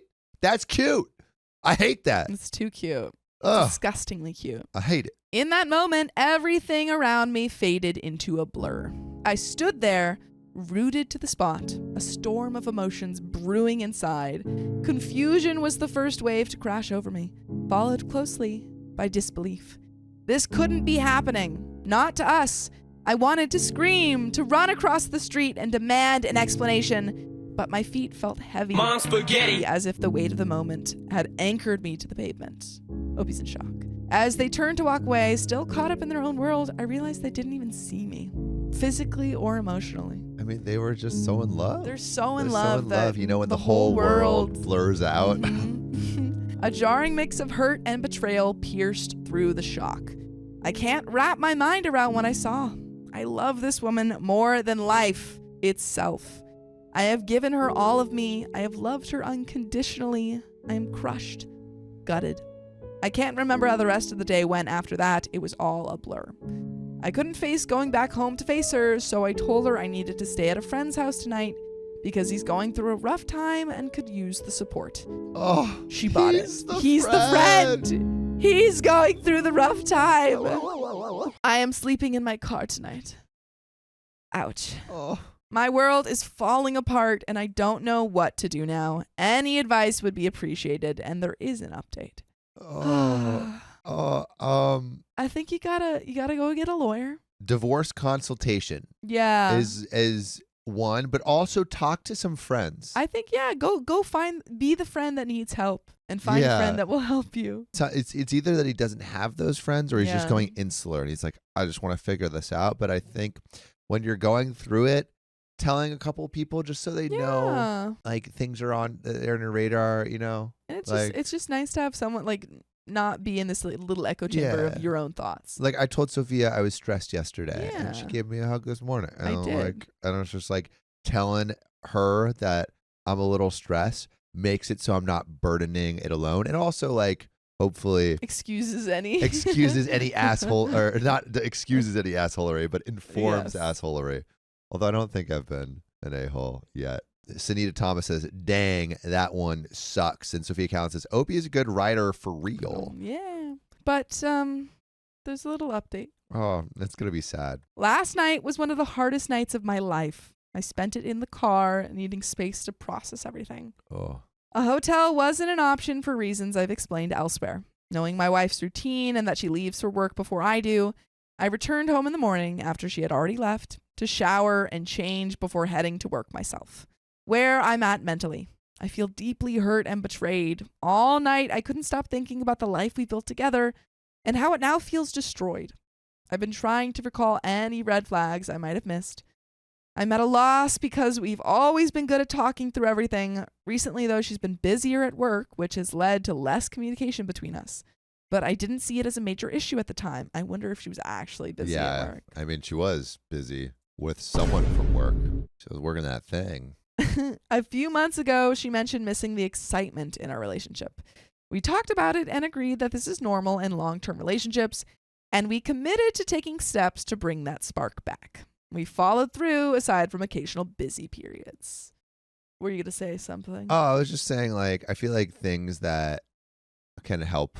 This is like a different scenario, but like things that can help with that, just going outside of your comfort zone. Yeah. Not to say that my dad and I have a romantic relationship, but like, you know, I think with any relationship you can get into the routine, and if you want to spice something up, like just do something that you maybe normally wouldn't do, and I think that can create like a bonding memory. We went nighttime lobster diving. Yeah. I think new pops. experiences strengthen any relationship. Yeah, I think so. That being said, just because he doesn't go lobster diving with her doesn't mean that she can cheat on him. Exactly. And so this was advice for before she cheated on him. Yeah. But that sucks. I mean, I do think try to lean on your friends if you can. Divorce consultation to see where it goes, but it also sounds like they're not in like a great economic spot either, which is also an issue, which is like you do want to put more financial pressure. Luckily divorce is maybe a little easier because no kids, but less complications, but still divorce is complicated for the heart. For the heart. I take care of myself, and I think I'm an interesting person and a good husband. Oh, no, he's questioning his self-worth. So I'm left wondering if she sought excitement elsewhere. That's the only explanation I can come up with, and it makes me incredibly angry. Right now, I'm feeling 80% hurt and 20% anger, but I know the anger will grow in the coming days and weeks. As for the guy, I only know his name and that he works closely with my wife on a new project. Very closely. I assume he'll be part of the upcoming work trip too. She's never mentioned him beyond that, and I have no idea if he's married or in a relationship. Here's what I'm planning to do next. I've already spoken to a few divorce lawyers, and while I live in a fault-based location, proving adultery in court can be a long and expensive process. You just need to start getting private eyes. Yeah, it's like taking shots. Get in a ghillie suit, start taking shots. What counts as adultery? Can you smooch? No. So smooching is adultery. So like if he caught them with the camera smooching, that would be evidence of adultery? According to all the shows that I've seen, where they're taking pictures of the adulterers. Yeah, you don't need to like see the whole thing. Whole shebang. Also, we need to be separated before filing for divorce. Tonight, I plan to go home and act like I don't know anything, which will be difficult, so I can gather more information about the extent of her relationship with this guy. When I confront her, I'll reveal one thing I found out and see if she'll admit the rest. I also want to learn more about the colleague. If he has a partner, she deserves to know as well. The challenge here is I'm not sure how to gather more details. Some have suggested getting a PI. We know our stuff. We know it. But that feels extreme, but fun. You wanted to spice up the relationship. Get a PI. Yeah. If anyone, you and the PI could do stakeouts and then maybe form a relationship of your own. And then you fall in love with the PI. Late nights, staking out, sharing food, maybe like some Chinese food. Late night, date night with the PI. That's what the movie's called. Ooh, late night, date night with the PI. Yeah, it's a really long title. It's a long title. Late night, date night, though. Late night, date night. With the PI. Yeah. With the PI. If anyone has experience with this or other ways to get more information, I'd appreciate your input. I'm also not sure how I'll feel once I know everything. I've always said I wouldn't forgive cheating, but I still love my wife. Maybe once I have all the facts, I'll see things differently and be ready to move forward with separation and divorce. And like, give yourself a second. It's okay to I mean, you're not going to just... You don't have to do this all right away. I mean, like you need a process. Yeah. I've opened a new bank account and applied for a new credit card. I've updated HR of the account information to ensure my paycheck is deposited into the new account. Over my passed away body, will I let her spend any more of my money on him? If that's what she's been doing. Probably taking him to all these cute little markets and going Coffee shops. ice skating. Ugh, disgusting. I'm going to use work as an excuse to avoid intimacy with her. Honestly, throwing myself into work and handling these next steps will help keep me from losing my mind.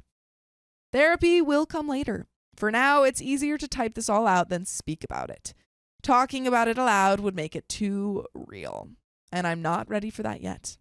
I also don't want any friends or family to know about this for now. Speaking with lawyers was different because it felt more practical. I will reach out to my doctor to request the STI tests. A few other points to make. My wife and I don't have typical jobs. We sometimes work at the office, but we also spend a lot of time meeting clients at various locations. So we spend a lot of time commuting, which means grabbing coffee/lunch on the go. We work in a large metropolitan area, and we've never crossed paths during the day.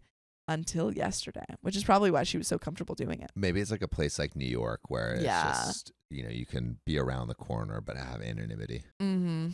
It so happened that yesterday, during one of my commutes, I happened to be at a location a little further out, which is why I decided to grab lunch in that area. Some people took issue with my writing style. Writing has always been an outlet for me and it helps me process my feelings. I'll leave it at that. Everyone was like, this is written too well. I mean, probably. Yeah. It is written very well. My wife and I know each other's Reddit usernames, so I didn't post this on my main account where she could see it. This is a sub she doesn't visit, so it's unlikely she'll come across this. But if she does, then F it. It is what it is. And there is another update. But man, it seems like OP's taking the right steps, not rushing into it. Yeah, he feels very collected. He's talking to the lawyers, getting information. Yeah. Although I would love late night date night with a PI. I think we can wait for that to come in theaters in 2026. Yeah. I think he's doing all of the right things. I don't know if you can come back from this, but I think once you talk, before you actually hire a divorce lawyer, I think do the consultation, then have the conversation with your wife. Yes. Because it's also going to be hard to keep that all in. Yeah, just like holding it all in, keeping that a secret for months, having to like stay at home possibly, or like not getting, I don't want you staying in your car. So I think that having the conversation just to see about separation, especially because you said that you need to be separated anyway to be divorced or to get a divorce. So yeah, talk to the consultation. But I want to see what this update says. Update 3. Okay. I caught my wife with another man and I am utterly devastated. I found out everything and it's worse than I could have imagined. Worse? Yeah. Last night, I checked her phone while she was in the shower. She had left her phone in the bedroom and it was not passcode protected. I always find it kind of interesting when cheaters are so lax with their privacy. Yeah. I mean, maybe they're just so bold that they're like, they'll never check. Yeah, he'll never check. Or they're doing it so long. Mm-hmm. Like, I actually feel like because like if it's like a new cheater, they're gonna be like, I don't want anyone to know. Yeah. But if it's an old cheater, they've been doing it for decades. It's like, isn't found out in 10 years. He's not gonna find out now. But I just think specifically not having a password, because that's so common for regardless to have a password and to actively not have a password. But like my partner would know the password, Well, OP says not passcode protected. I know, but like it. Even I think the difference between having a passcode and not, your partner usually would know the passcode. True. Everyone knows my passcode. I'll tell anyone. It's true. I'll tell anyone. Tell anyone. Maybe she thought I wouldn't check. Maybe she got too comfortable lying to my face. Either way, she made a mistake. I went through her phone and found the separate messaging app to communicate with him. And that's when everything unraveled. Their entire relationship was right there. There were thousands of texts and even pictures, some lasting well into the night while I was asleep next to her. It wasn't just a fling. This has been going on for months. I knew that. They were so comfortable with each other. That was obviously, a long time thing. They've been meeting up regularly at coffee shops, hotels, client lunches, quote unquote. She's been calling him pet names. Ugh. No, not the pet names. There was talk of missed moments and wishing for more time together. Ugh. This is psycho behavior. This is psychopathic behavior. Or it's what every rom-com tells you is normal. Which is crazy. We've raised Love a Actually. whole Yeah. rom-com psychopath army. Yeah, to think that. I hate watching some rom-coms for that reason Me because too. I'm like, There's cheating is what so do you prevalent. mean? Yeah, and then- stop it. No, they just get together, or you're like, I honestly hate when I'm watching a movie and like the hero of the story or the main focus of the story starts cheating, yeah. and you're just supposed to brush it. I'm like, you suck. I'm like, I can't root for you anymore. What was the one we watched recently? Love Actually. Was it Love Actually? Where everyone cheated, and we were so upset, and everyone's like, I love this. I hate that movie. Yeah, I didn't think it was good at all. It has that It made me one angry. iconic like moment, but Yeah. I didn't even like that moment. Yeah, when they were like, when you figure out that love actually is. Oh, Well, no, I was thinking about the one with the the cards. signs, Yeah. carolers, which is also just like active cheating happening going there. Yeah, he has to use the sign Yeah. because their partner is inside. Yeah. And also that's his best friend in there. I forgot how messed up that so messed scene up. is. And then she It's she so kisses him messed and up. she's like, nah, I can't do it. What? What? Literally, imagine that Reddit story. Yeah. Imagine my best friend showed up with cards professing his love for my wife. And then she kissed him. and while I was in the house and had talked to him moments ago. Man, I'd be furious. I'd be pissed. The worst part, she's been telling him things she used to say to me, word for word. Oh, No, she's reusing lines. not reusing lines. You make me feel alive. The exact phrase she used when we first started dating. That was our thing. She recycled it for him. I felt physically sick. After years of being together, of building a life, that's how she sees it. Like everything we built together meant nothing. I also found out the work trip she's going on next week was not just business and pleasure. They planned everything. Dinners, hotel rooms, more alone time. She's treating this like some kind of romantic getaway with him while I sit here like a fool. I thought I'd already hit my breaking point. I thought No, nothing could please hurt tell me worse there's than the not more. betrayal I'd uncovered. No! All of this is so bad already. But then I found out something that knocked the wind right out of me like a punch straight to the gut. I booked a cabin for us for the weekend 2 months ago. It was an opportunity for us to reconnect, just the two of us. A day before the trip, she said her company needed her to drive to another city for the weekend to meet with clients, that it was urgent and she couldn't get out of it. She was so apologetic, especially because it was 24 hours out and non-refundable. She's evil. She's evil. Mm. She even promised she'd make it up to me. I remember telling her it was okay, that I understood. I even felt bad for her having to miss out on what I thought would be a special time for us. I didn't take the trip that weekend because I didn't want to go without her, and as annoying as it was, I accepted that the reservation had gone to waste. I found that she had sent the booking confirmation to him Oh, and nearly lost it. Then I saw the photos, walking by the lake, sitting by the fireplace, wine glasses in hand. The weekend that was supposed to be about us became their little fantasy escape. I can't even describe how that felt. She canceled her trip to take him instead. why not just like Break up with your Break up. husband. Why not just divorce your husband if you're so in love with this man? because it's way less rom-com-esque. Yeah, they're like, well, Forbidden love is better. the thing is, like, she's like, oh, you make me feel alive because she gets to be this, play this risky, Yeah. relationship and stuff. Well, her life is so boring that she needs to create drama to actually make it interesting. Just go on trips, Ugh. man. Travel. Do something else. Don't cheat. Yeah. I don't know, like foster puppies. Foster puppies. Yeah. Or children. Or children. There's so many other things you can spice up your life with. Yeah. Rather than cheating. I realized then that the full extent of her betrayal, and I lost it. I almost threw her phone across the room, but I didn't because all the evidence was on there. When she finally came out of the shower, I couldn't pretend anymore, and anyways, she could tell something was very wrong. So I confronted her. I asked her if there was something she needed to tell me. She said no, but I could see the panic set in. I pressed harder. Told her I knew everything. The emails, the lunches, the hotel stays, her effing affair. She started crying and apologizing. I asked her why she had done it. She said it was a mistake, that she got caught up in the excitement, that she missed the feeling of something new. I asked if she loved him. She said no, she loved me and wanted to be with me. I asked if she slept with him, and she said yes. Oh. I told her how much she had destroyed me, how she had shattered everything we built. I asked her if she ever thought about what this would do to me, to us. She just sat there, crying and apologizing over and over. I told her I was done, that there was no coming back from this. She begged for forgiveness. Pausing really quick, just her saying, oh, this was a mistake. You can't make a mistake for months and claim it's just a mistake. Yeah. A mistake is like, I accidentally filed your taxes wrong. Yeah, I'm so sorry. That was a mistake. Or like, oh, I went downstairs to get you an orange and then realized as I walked up the stairs that I totally forgot about getting you an orange. So I went back down the stairs to check for oranges and there were still no oranges. That's a mistake. That's a mistake. That's an ongoing mistake that hasn't been rectified. This is just awful. This is just awful. It's not a mistake. Ay.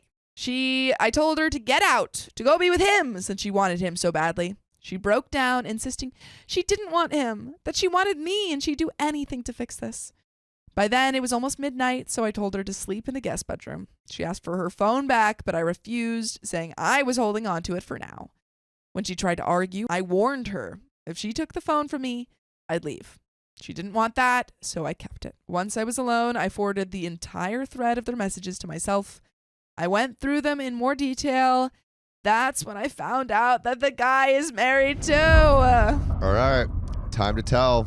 Time to tell the significant other of that guy. There was no mention of kids, though. This morning, we barely acknowledged each other. No words were exchanged. I gave her the phone back, but I made it clear. If she goes on her work trip, she'll come back to an empty house. She promised she wouldn't go. She apologized again, but I wasn't ready to hear it. After she left for work, I broke down. For the first time since this all started, I cried. That's the first time he cried? Oh, man. I would have been crying hella before I'd be crying from the start, man. Oh. There is an edit and an update. Oh. This is going to just hurt my soul. My soul is sad. Is he doing anything wrong here? Like, I feel like he's No. just uncovering more and more truth. He's like a paleontologist dusting for bones, and the more he dusts, the more terrible secrets he uncovers. And he's uncovering the T-Rex of cheating secrets right now. This is a huge discovery for himself. Discovery of a lifetime. This is, but it's like now the T-Rex is alive and eating him. Yeah. Whole. This is Jurassic. This is what's the one where they're in the museum at night? Night of the Museum. Yeah, Night of the Museum. What's the one where they're at the museum at night? Swap it. Yeah, the night at museuming this. The Night of the Museum, except terrible. He never figures it out, and they just all attack him. Ikaru says at this point he's just collecting his evidence for divorce. And Duchess Kasana says it would have been one of those ugly cry scenes from the movies of me running away if I saw my husband kissing someone else. Yeah. Edit. I am coming to realize that my marriage is a sham. So this will be my last update on this sub. That is false, actually. Tomorrow I will go to the guy's house. I found his address from her Google Maps recent history. I have printed the message thread between them along with the pictures and will be giving them to his wife, who is unaware of what is going on as far as I know. I will also face this man who quite literally destroyed my life. I am done playing nice. And there is an update. Oh, dude, I can't wait. Oh, man. For this about other to get a person showdown. to be shown. Yeah. Question for you and for chat and for the comments. Do you think it is your moral duty / do you think it's a good idea to do this? And by this, I mean Tell the wife. Tell the wife of the man that's been cheating with your wife. I think so. And I think also OP feels it because he's in this position and doesn't want someone else to experience it and, keep that lie going. So I think he probably feels kind of obligated to do it because he's been in the dark for so long. So I guess question is I think on the show before we've been like, if we've said the ultimatum, like, hey, You tell, yeah. you tell them or I will. But I think Do because you give he this guy a doesn't- chance or not? Well, 'Cause I then don't he think you has can time. because you don't know this guy. Yeah. So I think that when ultimatums work in those situations is when you know the person. Yeah, Yeah. I think he's doing the right thing. I think but so, I'm too. curious what all of you think. I agree. But there is an update. Caught my wife with another man. I told his wife I was sharing on marriage, but moved over here because clearly my marriage is a sham. It's like it doesn't even deserve a place on the marriage subreddit. Oh. And at this point, it makes more sense to share here for now. First thing this morning, I went over to his house. She was there, but he wasn't. Probably the best case scenario. Don't have to talk to him. Yeah, that's great. It worked out better this way because it gave me a chance to talk to her without him there to deny it. And we can also do a poll for this. Oh yeah, poll obligated to say something or not. Yeah, so obligated or nah. When I got there, he wasn't home, but she was. When I told her at first, she didn't believe me. She kept saying I had the wrong guy. But then I showed her the texts, the photos, everything. You could see the devastation hit her like a ton of bricks. She was completely blindsided. I apologized, told her I wish I didn't have to be the one to tell her, but I thought she had a right to know. Must be nice for him to have some solidarity. Yeah, now. he's like, "Oh, I dude, feel you, girl.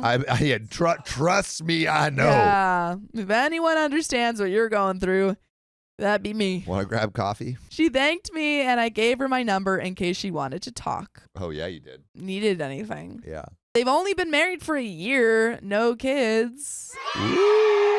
Move in. Oh man. When I Wife got swap? when I got home, my wife was furious with me. Apparently, the wife called her husband and he called mine to tell her what I'd done. My wife was angry not about the mess she caused, but because I'd outed her affair. Boo-hoo. Well, maybe you shouldn't have done it. If you didn't do the affair, then you wouldn't have been outed for it. I couldn't believe it. She was more worried about her affair partner's reaction than what she had done to me. And then it got worse. This guy, this man who destroyed both of our marriages, had the nerve to come to my house, banging on my door like a lunatic. I opened it, trying to stay calm, but I was fuming. He started yelling, accusing me of ruining his marriage. The sheer audacity. He OP literally has been ruined your cheating. marriage? You ruined your marriage, girly. What?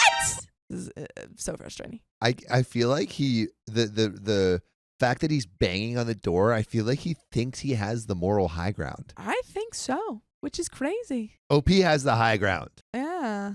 I have the high ground. You don't know my power. I told him to get off my property, that if he wanted to blame someone, he should look at himself and my wife, not me. Go take a look in a mirror. Mm-hmm.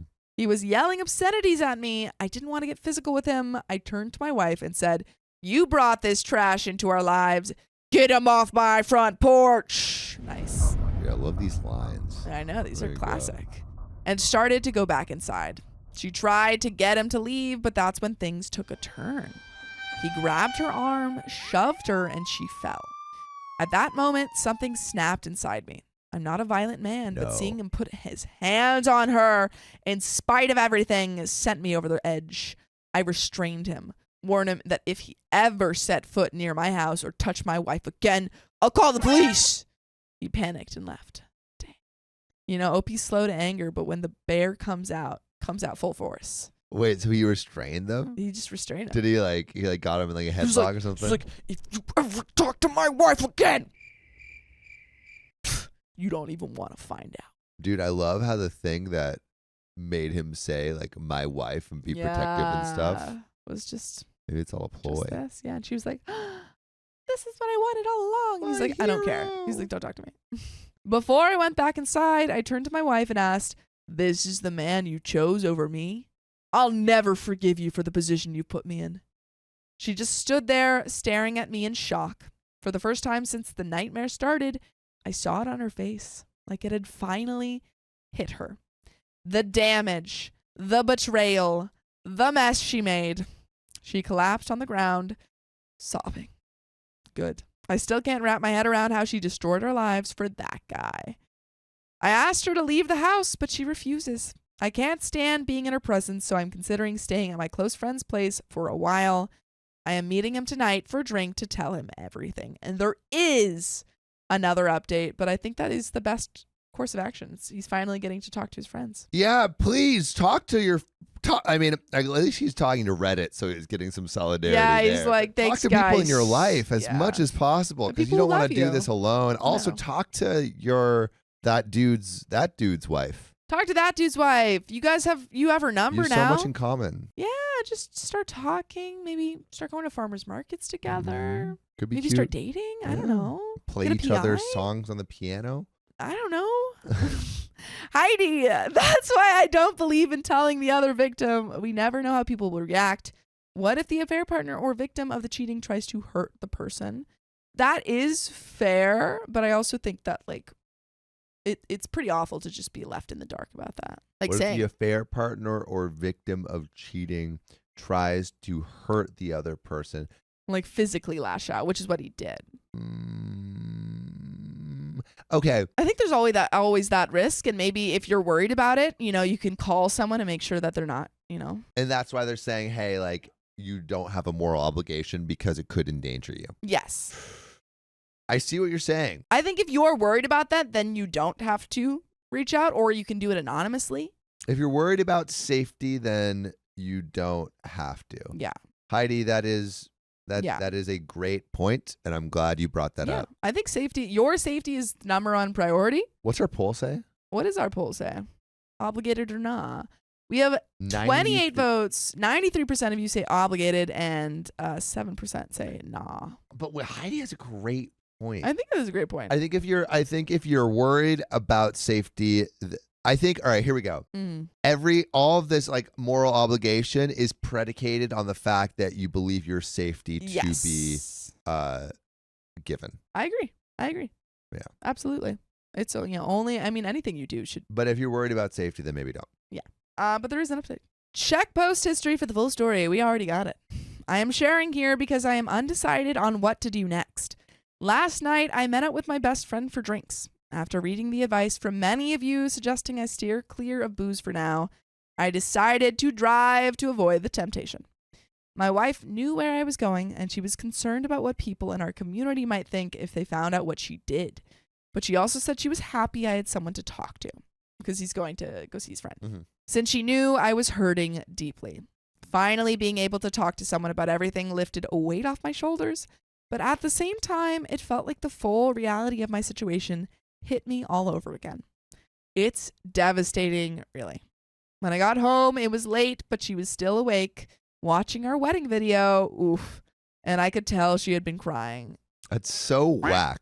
This is Watching frustrating. your wedding video, I hate that. After you cheated for months? Yeah, you know what it feels like? It feels like she's trying to. It's like someone really likes music, and so when they show up to your house, you're like playing piano, and it's like, come on, like you don't need to posture here that we're always playing piano just because you know someone likes piano. Yeah, but in that circumstance, I think that sometimes that person just likes playing piano. Yeah, that's true. Like they could just want Here, to. I think in this case, she never watched her wedding video, and then she's just watching it out of the blue. That's true, but there was like a marked difference in the amount of playing piano / watching. I know. Marriage Hypothetically, I don't videos think so. at the point where this event happened in their lives. I don't think so. You don't think so? But I think this wedding video, we should get back to that.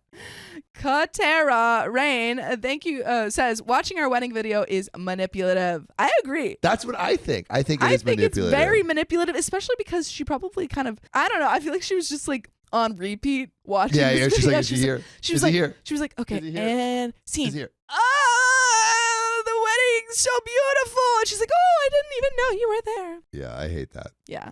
I love when people play piano, by the way. Yeah, I think it's great. It's great. It's awesome. At all Especially times of the at day. 8 in the 8 morning. Seeing that set me off. I got angry asking her why she was even bothering to watch it, accusing her of trying to manipulate me.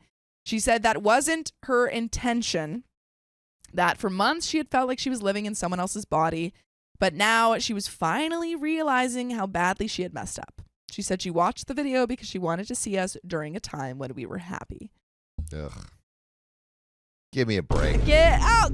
Give me a break! I told her it's a shame she didn't realize how good we had it, how happy I was with her. Yeah, too little, too late. Cry me a freaking river. I thought she felt the same way. She broke down, saying she had been stupid not to appreciate what she had right in front of her. I'm Hey, usually... At least she knows some facts. Yeah. Bummer. I'm usually strong-willed and I don't waver easily, but this whole situation has broken me. And I'm not proud of what happened next. She hugged me, kissed me, and I left her. And I let her. Oh. But just before it went any further, I caught myself. I pulled back and told her this wasn't going to work, that she couldn't possibly believe I could just forgive everything she did. She said she understood but wanted to talk. So we sat down and we talked for hours. I asked her why she did it, and she said she had been thinking about that all day. She wasn't sure why exactly, but she admitted she missed the excitement in our relationship. I told her I already knew that. We had talked about it before and agreed to make more of an effort. More date nights, less work. But she said it wasn't enough. She said there were times I'd cancel date nights for work, and that made her feel like an afterthought. I owned up to my part in things, but reminded her that none of it justified what she did. This is what that first guy, that first story we read, that guy wishes he was OP. The one who was like constantly forgiving his wife. Oh. Yeah, and he was like, oh, it was my fault. And OP's like, you know what? I get that I made mistakes, but doesn't excuse what you did. Yeah, my mistakes were so much less than yours. Yep. She agreed, but she wanted me to know what led her to make those choices. Then I told her how I found out. She looked shocked, thinking I had only discovered the affair by going through her phone. I told her I saw her kissing him outside the coffee shop. She was floored. I asked how it started. She said it had been going on for months. They worked closely together with a group of people, and he was always friendly, but nothing inappropriate at first. Then, when I'd cancel plans, she'd sometimes join her colleagues at the pub after work. He picked up on it, asking her why I canceled, and I started there. One night after drinks, they stayed behind while the others left, and he told her if he were married to her, he'd never cancel a date. Oh, screw that guy. I hate you. Which is such Freaking hate a rom-com thing Yeah, to say. I would never. Dude, I love Hugh Grant.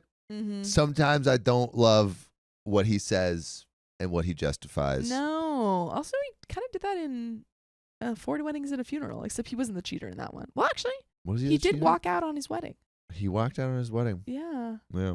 Bad move. Hugh Grant. What are Hugh. you doing? Hugh. And also, like, he got hella In 4 Weddings and a Funeral? No, just in life. Oh, Hugh. I'm pretty sure, or I'm pretty. Spicy workers. Spicy workers. Can chat? Chat. Tell me We're what just Hugh making Grant up did Hugh with lore. the spicy workers. I'm pretty sure. My parents told me about that. Of course they did. Yeah. They kissed, and she immediately regretted it and took an Uber home, even though he offered to drop her off. After that, things got more subtle but continued. Eventually, they worked late nights together on a project, and things escalated. I just sat there listening. I told her I was devastated when I saw that she'd taken him on the trip I had planned for us. She said she was mad at me after an argument we'd had and took the trip with him out of spite. She knows how messed up that was and wishes she could undo it all. Wait, so they have an argument, and then she's like, "Yeah, I'm going on a giant trip with this guy that my kissed affair me." partner. Yeah, she was like, "Oh, you know what? I'm mad at you for not spending time with me, so I'm going to make sure we don't spend any time together." Yeah. Also, Jellybus says you are correct, Sam. He had a few and got caught. Whoa, Yeah, crazy. he got Man. caught with a spicy worker when he was dating what's her face. She's beautiful. Oh man, He got busted what in are these LA in men the doing? 90s. What are these men doing? I mean, and also like Hugh Grant. Hugh Grant. Hugh come Grant. Why spicy on. workers? Hugh Grant. He's like an icon. Couldn't he get it the old-fashioned way by being a nice Truly. guy and truly. I don't know, being Hugh Grant? Yeah, you would think Hugh Grant works, but no. No, yeah. Maybe he's just not all that. Maybe he's just not like no one likes him. Yeah. I don't know. I've Maybe never. in person he's actually not suave and he can only do it. It's he's just just in the like super movies. awkward. Yeah. Sometimes people are like that. It's true. We both have demanding jobs, and I took some things for granted, but I always tried to make it up for her. She acknowledged that, but said she still felt like she wasn't a priority. I asked if she fell in love with him. She swore she didn't, that she just liked the attention he gave her. She wanted to know where my head was at. I told her I was heartbroken, that I never imagined we'd be here. We always communicated, but it turns out we weren't talking about the right things. Kimberly finds this weird comment to have with your parents. You don't know our parents or Sam. That's like a very common conversation. We talk about everything with each Talk about other. everything. Yeah, our family's awesome. Yeah, it's true. I reminded her that cheating was a deal breaker for me. She knew that. She said she understood if I wanted a divorce, but hoped I might give her a chance to make things right. I'm not sure if I'm being a fool, but I told her I hadn't decided yet. I made it clear that if we were going to attempt reconciliation, there would be conditions. I told her she had to cut off all contact with her. Whoa. Yeah. He's going to reconcile? Damn, I thought he was better than that first guy. I thought he was better than that first guy. This isn't, even for that first guy, that was like a better situation because it was just an emotional affair. This is a full-on physical and emotional affair. This is really bad. This was months. This was months long, man. Don't take her back. Oh. I made it clear that if we were going to attempt reconciliation, there would be conditions. I told her that she had to cut off all contact with him. She agreed. Write down every detail about their relationship, every kiss, every trip, every time they were intimate. And if I found out she left anything out, I would leave immediately. And then he would have all the proof. Maybe that's what he's doing. Maybe he's just collecting all this proof. I feel like he's just, Yeah. I mean, to have, what's the point of writing it all down? I don't know. That feels just like he's trying to hurt himself more. Yeah. Man, oh man. I feel like he's like being masochistic at this point. I think I think it's sometimes people are in love and they're like, "Oh, I'll take her back." Yeah. Dayred says, how long were they together? Years. They don't have kids, but I Yeah, think but they've been together for years. they've been together for a while. Yeah. And if I found out she left anything out, I would leave immediately. She agreed. I also told her she had to tell our friends and family what she did. There was some hesitation, but she eventually agreed and start individual counseling to figure out why she did this. She agreed. And we're trying to figure out why some people aren't joining us live every weekday at 3 p.m. PST on YouTube, Facebook, Yeah, are you and cheating on us? TikTok. Are you cheating on us with another YouTuber? Yeah. How dare you? Really weird. How dare you? Really weird. But there is a little bit left to this story. But do you have any final thoughts?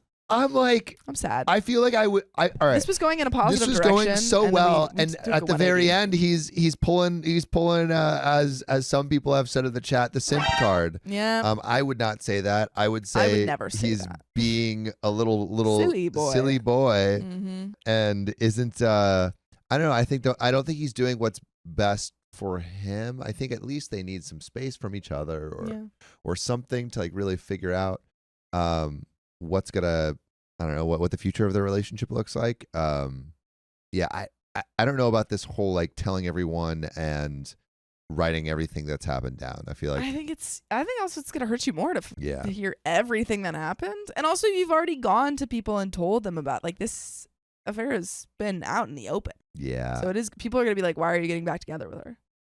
This is like when you tell your friends about like all of the horrible things that like a partner did or something. And then you get back together. Yeah, and they're like, bombastic psycho. okay. Yeah, because I've had people do that with like friends, and I'm like, okay, why are you? It's so well. It's because they only tell you all the terrible stuff. Like because No, that's what. Yeah, that's what I'm saying. I'm like, why? Like, if you want to get back together, if you tell me all of the terrible stuff, I'm gonna be like, a fan. I'm not gonna like them. Yeah. Yeah, but there is a little bit more. In the meantime, I've scheduled a meeting with the divorce lawyer next week to understand my options because I don't want to be caught off guard again. I don't plan on telling her this. So it's still there. The option is on the table, though that's something. Okay. Earlier today, this guy's affair partner, wife, messaged me. She asked if I'd be willing to meet her later to talk. I agreed. My wife knows, but she isn't happy about it. And for the record, my wife knew he was married all along. That's even... I mean, double worse. Yeah. Double bad. Apparently, he told her that his wife had changed after they got married. Don't give me, I don't want your our marriage sob isn't story. working. Then end it. I don't freaking care. Was treating him badly and refused to have spicy sleep with him, and that he was planning to divorce her. Then do it, you freaking coward. I hate those like, Yeah. it's fine because the We're gonna get a relationship was divorce. Yeah. on the rocks. Then divorce. Break or up. end the relationship. You know how many times I've heard that? Yeah. Where it's like, oh yeah, like, you know, they cheated or I cheated, but it's fine because Our relationship was bad. our relationship was bad anyway, then End it. maybe It's- you're the reason the yeah. relationship was bad because you've been cheating. Yeah, if you're willing to cheat instead of ending a relationship, you're a coward, and I hate you. Dang. Unless you've since improved and become a better person Yeah. and Then repented. you were a coward. Then you were a but coward. I and I still did hate you. I no longer hate you if you've since repented. But if you're currently cheating, I do hate you. I'm sorry. I I've don't s- hate anyone That's because good. we are all one. Oh, that's nice. Okay. We're two sides of this is yin and yang. Oh. I'm starting to realize this guy might have been lying the entire time just to sleep with my wife. At this point, I'm emotionally and physically drained. And that is the end of that story. And Kimberly Holly says, okay, Storytime is my only subscription. I'm 100% faithful to you guys. That is the type of energy we like to see. Darn tootin'. But that is the freaking end of that story, man. So Wow. we really don't know if he's going to divorce her or not. There's no. Can we see Yeah. if Is there's there an update? Because I would love I would love to know. I'd love to know. What do you think? Yeah. I honestly think I think he's still on the divorce train. I think he was giving her a little bit of hope and maybe, was a little bit hopeful himself, but I think he's still on the. I don't know. It feels like he's changing. I do think though it's feeling like he might get together with The other guy's guy's wife. Yeah. I think so. I think it's a possibility. I think it's a possibility for well, sure. we don't know what they're going to talk about. Yeah, I'm very curious what you think Yeah. is going to happen. Do you think OP is actually going to go through with the divorce? Do you think he might get together with The affair The- partner's ex-wife Yeah, the or affair current partner's wife? ex-wife. I would love to know. Yeah. Also, Belton says, I'm not into that woo-woo stuff. Also, Sam, so much woo-woo stuff. That's not, dude. All right. Peace and love. First of all, woo-woo to me means you have not had a direct experience yet believe. I've had direct experience With what? with meditation That's true. inducing full body pleasure spasms. What? Dang. Well, update. hopefully he doesn't get back together with this girl. Fingers crossed. Fingers crossed. But I hope you get back together with us. So if you love us, make sure to subscribe. We love you and see you tomorrow.